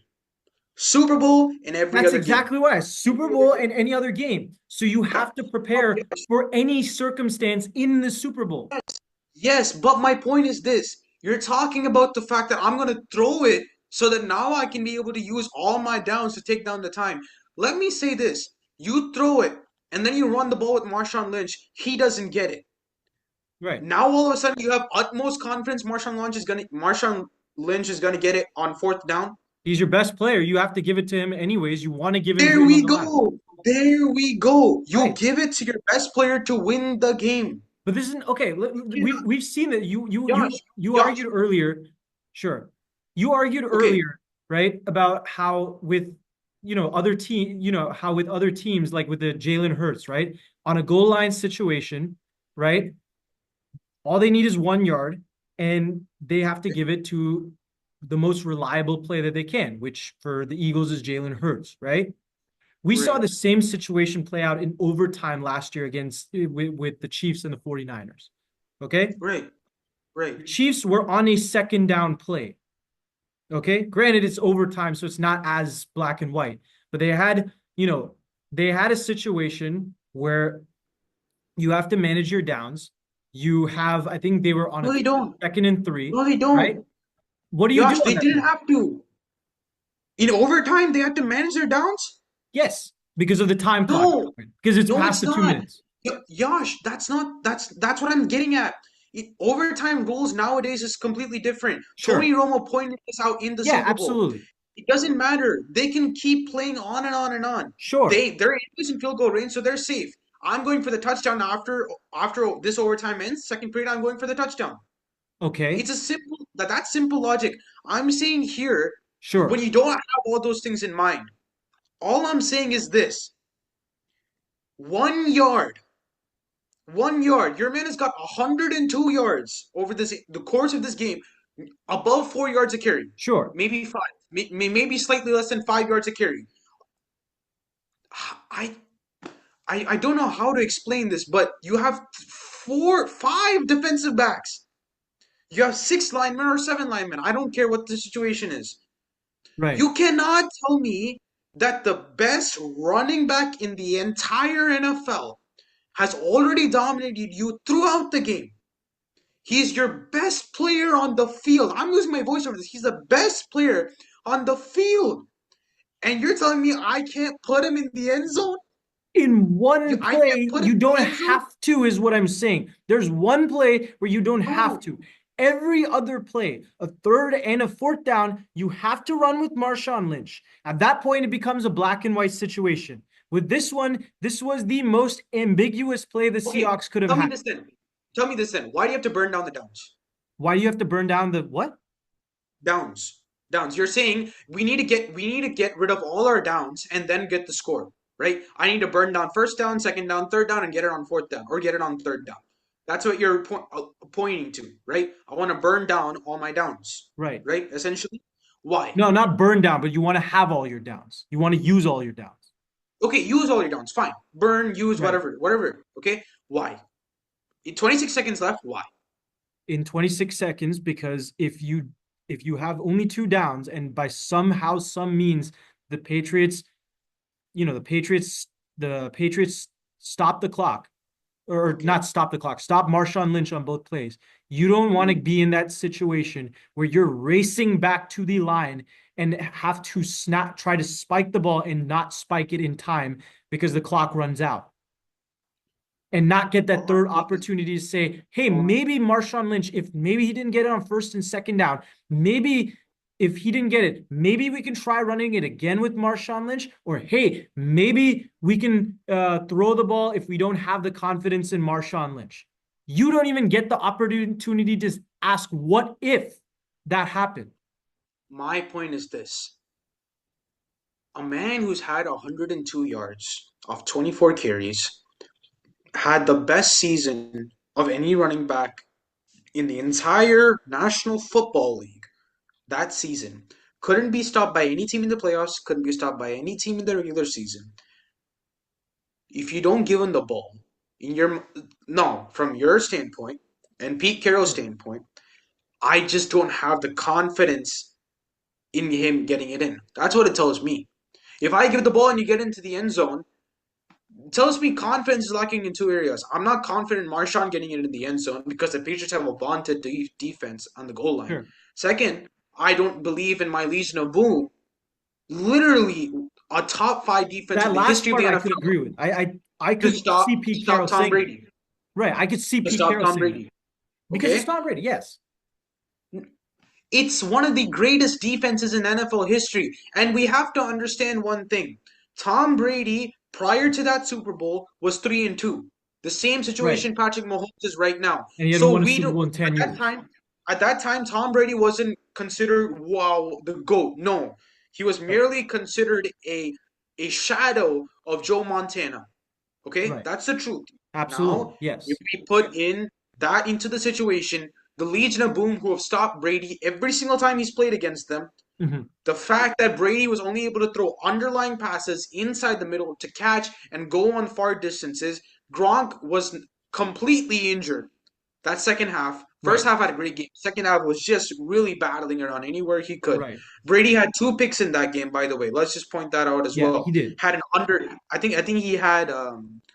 I don't know if QBR was at that time there. I could be No, it wrong was. Yeah. Yeah. again. Uh, had a QBR of 87.5, which is not bad. I'll give that, which is not bad, right? Not bad. But That's really it's good. not bad. It's not bad. I'm just saying Justin Herbert had a better game. But when you look at it from that standpoint, I mean, come on, one of the best quarterbacks in the NFL. From all those things inclined, 20, and if Marshawn Lynch ran the ball, let's say this too. If Marshawn Lynch ran the ball, they would have had 20, maybe 21 seconds, 20 seconds to run the ball. Now the Seahawks kick it off. Seahawks, being a smart team supposedly, would have got the ball in such a way that they would have had to return the ball. They return the Sure. ball, that takes down maybe 5 seconds. You have 15 seconds now to work with 75 yards of space. Now, a field goal range, Not probably 75. get it, Just you just need to get in field goal range. or maybe yeah, just field goal range. But even then, you would have had to get at least 45 yards, 45 yards at least to get into a safe field goal range, right? Sure. All those things in place, I just don't see how even Brady could have been able to do that. Even Brady could have been able to do that. We've not seen Brady pull off last second miracles. We've been able to see him pull off last drive miracles. The We have not Saints been able to game. see him. I'll bring the Saints game. I think it was the year prior. They were Okay, they were down with 20 seconds, something like 20 seconds left, and he drove them the length of the field to score okay, a game-winning fair, touchdown. fair. That's fair. I'll give you that. But consistently, Brady is a drive winner, not a seconds winner. Sure. Okay? I'm just saying, with all those things in place, it just, I'm going to sum it up as this. It's a horrible decision to call because of the people that you have on the field and the effect that they've had on the field. Second, for me, is the fact that that play call summed up the fact that he has no confidence in his defense and no confidence in Marshawn Lynch getting it in the end zone. I don't That's think just it's what it as sums. much confidence against Marshawn Lynch. I could agree with you if you said it on the defense, but I also think it's a matter of fact. It's the same idea. Let me ask you this. Bill Belichick is one of the greatest defensive minds in the NFL history. Okay. Sure, And sure, he's always had some of the greatest defenses in NFL history. But when it sure. comes to playing Peyton Manning, he will go for it on a fourth down. Why? Because he does not want to see Peyton, because he does not want to see Peyton Manning get the ball and drive down the length of the field. He'd rather just end the game right Okay. there, Okay, if right? you're gonna take it there, I gotta come back. Okay, if that's your point, if that's your point, tell me, has Bill Belichick ever had a quality of a running back like Marshawn Lynch? No, but he had a quarterback in the name of Tom Brady who trusted to throw the ball Yeah, on that last play. yeah. So okay, so now you want to bring that up, right? Tell me, was Tom Brady comparable to Peyton Manning on the Colts prior to 2008, 2007? Comparable. Comparable, what do you mean by comparable? Comparable meaning if I put them side by side and I say choose one over the other, and I will make As my own. far as far as a skill level, not necessarily, but I would argue yes, to a degree, yes. To a degree. And Depends on what you maybe I don't know what you're okay, comparing. fine, fair, So fair. But all I'm saying is Peyton Manning statistically was much better quarterback than Brady. right. Statistically was a much better quarterback. And overall, when you actually look at the record books, right? Championships is one thing, but when you look at the record books, Peyton Manning was overall better. Okay? Now, I'll wrap this up quickly, guys. But my only point is this. For me, Pete Carroll's decision on that play was the worst decision that he could have ever made because of the fact that he had his best player on the field. He had the best personal he's ever had. 1 yard shy from making the Super Bowl. Take this into account. 16 regular season games, 4 playoff games. You're 1 yard shy of a Lombardi trophy for the second time in a row. You've beaten the Giants of Peyton Manning that no one thought you could beat. And now you'll beat the New England Patriots, the Brady New England Patriots that every single year gets debunked. And you will seal Brady's legacy forever with that 1 yard. This is where greatness is in play. This is where greatness is in play. If Marshawn Lynch gets that touchdown, we will remember it as the day Brady's legacy got completely Right. banished. Everything is on the balance. And you decide to throw a ball and you give up a pick. It's just, the thing is this. I don't understand why you're giving the ball in Russell Wilson's hand. That's my second thing. I'll pull out the stats again. Russell Wilson, 247 yards, was sacked 3 times, had a great QBR, the 92.9, had a great QBR. I'll give you that. But at the same time, still, 247, 12 for 21, 2 touchdowns, and an interception. Um, with all those things in mind, it's just, I just don't see why you would throw a ball when you have the best player on the field I'd argue right behind. this is the other. This is not something I'd consider in the past, but let me ask you this. Who had the hot there's a argument to be made about riding the hot hand, right? And at the Okay. end of the day, Marshawn Lynch is the better player, right? So you want to give him, like I said before, you want to give him the ball the last two plays of the game, whether that's second and third down or third and fourth down, right? But Okay. if someone has a hot hand like Russell Wilson had on that last drive, being the guy who had actually led them down the field, to be in that position where Marshawn Lynch could run that play right before to get them on the 1 yard line. Okay. It's not like it's a matter. It's not like you could say I don't trust Russell Wilson either. If that play at least gives you some choice, and like I said, that second down of all the downs, second down would be the down to throw because Marshawn Lynch is your best player, and you want him to run the last final two plays. So if there's one play to say, okay, Russell Wilson, you've gotten us down the field on this last drive. Okay. You're the one with the hot hand, and I trust you to throw the ball. One play, 1 yard. 1 yard, 1 yard. second down is the down. So 1 yard. get Yash, actually, you know what? Okay, fine. You've asked that question, right? Let me ask this. How many times have you seen on ESPN or a box score or a play-by-play 1 yard throw touchdown? We've seen many 2 yard throw touchdowns, 3 yard throw I used touchdowns, to see four it a yard lot with Peyton Manning. I used to one see it a yard lot with throw Brady, actually, too. touchdowns. Yeah. One yard with Russell Wilson. How many times have you seen a 1 yard Well, throw Russell Wilson, no, touchdown? but that's also because he played with a guy like Lynch. Hence my point. When you don't need to, why do? Because When of you the don't need specific to, why do? situation. No, it's not a situational game. At that Absolutely. point, It's no. football is always a situational game. Okay, let's time this out. If you're scared about Brady coming back into the game, let's look at this. I run the ball on second and goal with Marshawn Lynch. I get into the end zone. That takes about 4 seconds away, 22 seconds. I get a field goal kick. I'm at the same position. I kick off. They return it. Let's say they get it around 20 yards. Now there are 13 seconds to come back in and get for a field goal. Brady can't throw it deep to Edelman because Cam Chancellor and what's his name? 29. I forgot the name. I can't even think now. Earl They Thomas. have the ball. Bobby Wagner's in the middle. You're gonna throw in the middle? Sure, I don't care. Throw in the middle. I'm gonna go all. And by the way, Legion of Boom. What Let's if just there's a point that blown out coverage? What if again. someone misses a What if lead? the apple falls from the tree? Again, that's possible though. No, but Josh, that's ridiculous. Oh my God, what if the sky falls on me? Like, are we What gonna if Tracy imagine all McGrady of these scores ridiculous 13 things? points in 33 seconds Sure, against all one of that the is best good, defenses in the but NBA? Same thing can happen no. in football. Same thing can happen in any sport. Then we just might for every single play that we run. What if this is so essentially what we say what you're saying is live life in worry and as a result be safe. What I'm saying is minimize risk. Minimize No, that's risk not and then minimizing risk. when you minimize your risk, then you can trust everything to work out the way. And if it doesn't, you live with the results. You lost. But at least minimize the risk. Come on. I don't know. I just fundamentally disagree with the fact that you have the best player in the entire field, with all the fans included, the entire field, the entire season. You've never had a better running back. You run over everybody on every single play, and then you decide I'm going to pass the ball to some random guy. It just fundamentally is a flaw of the human mind. I don't know what else to say, but nonetheless, that's our what if. You guys can comment down below.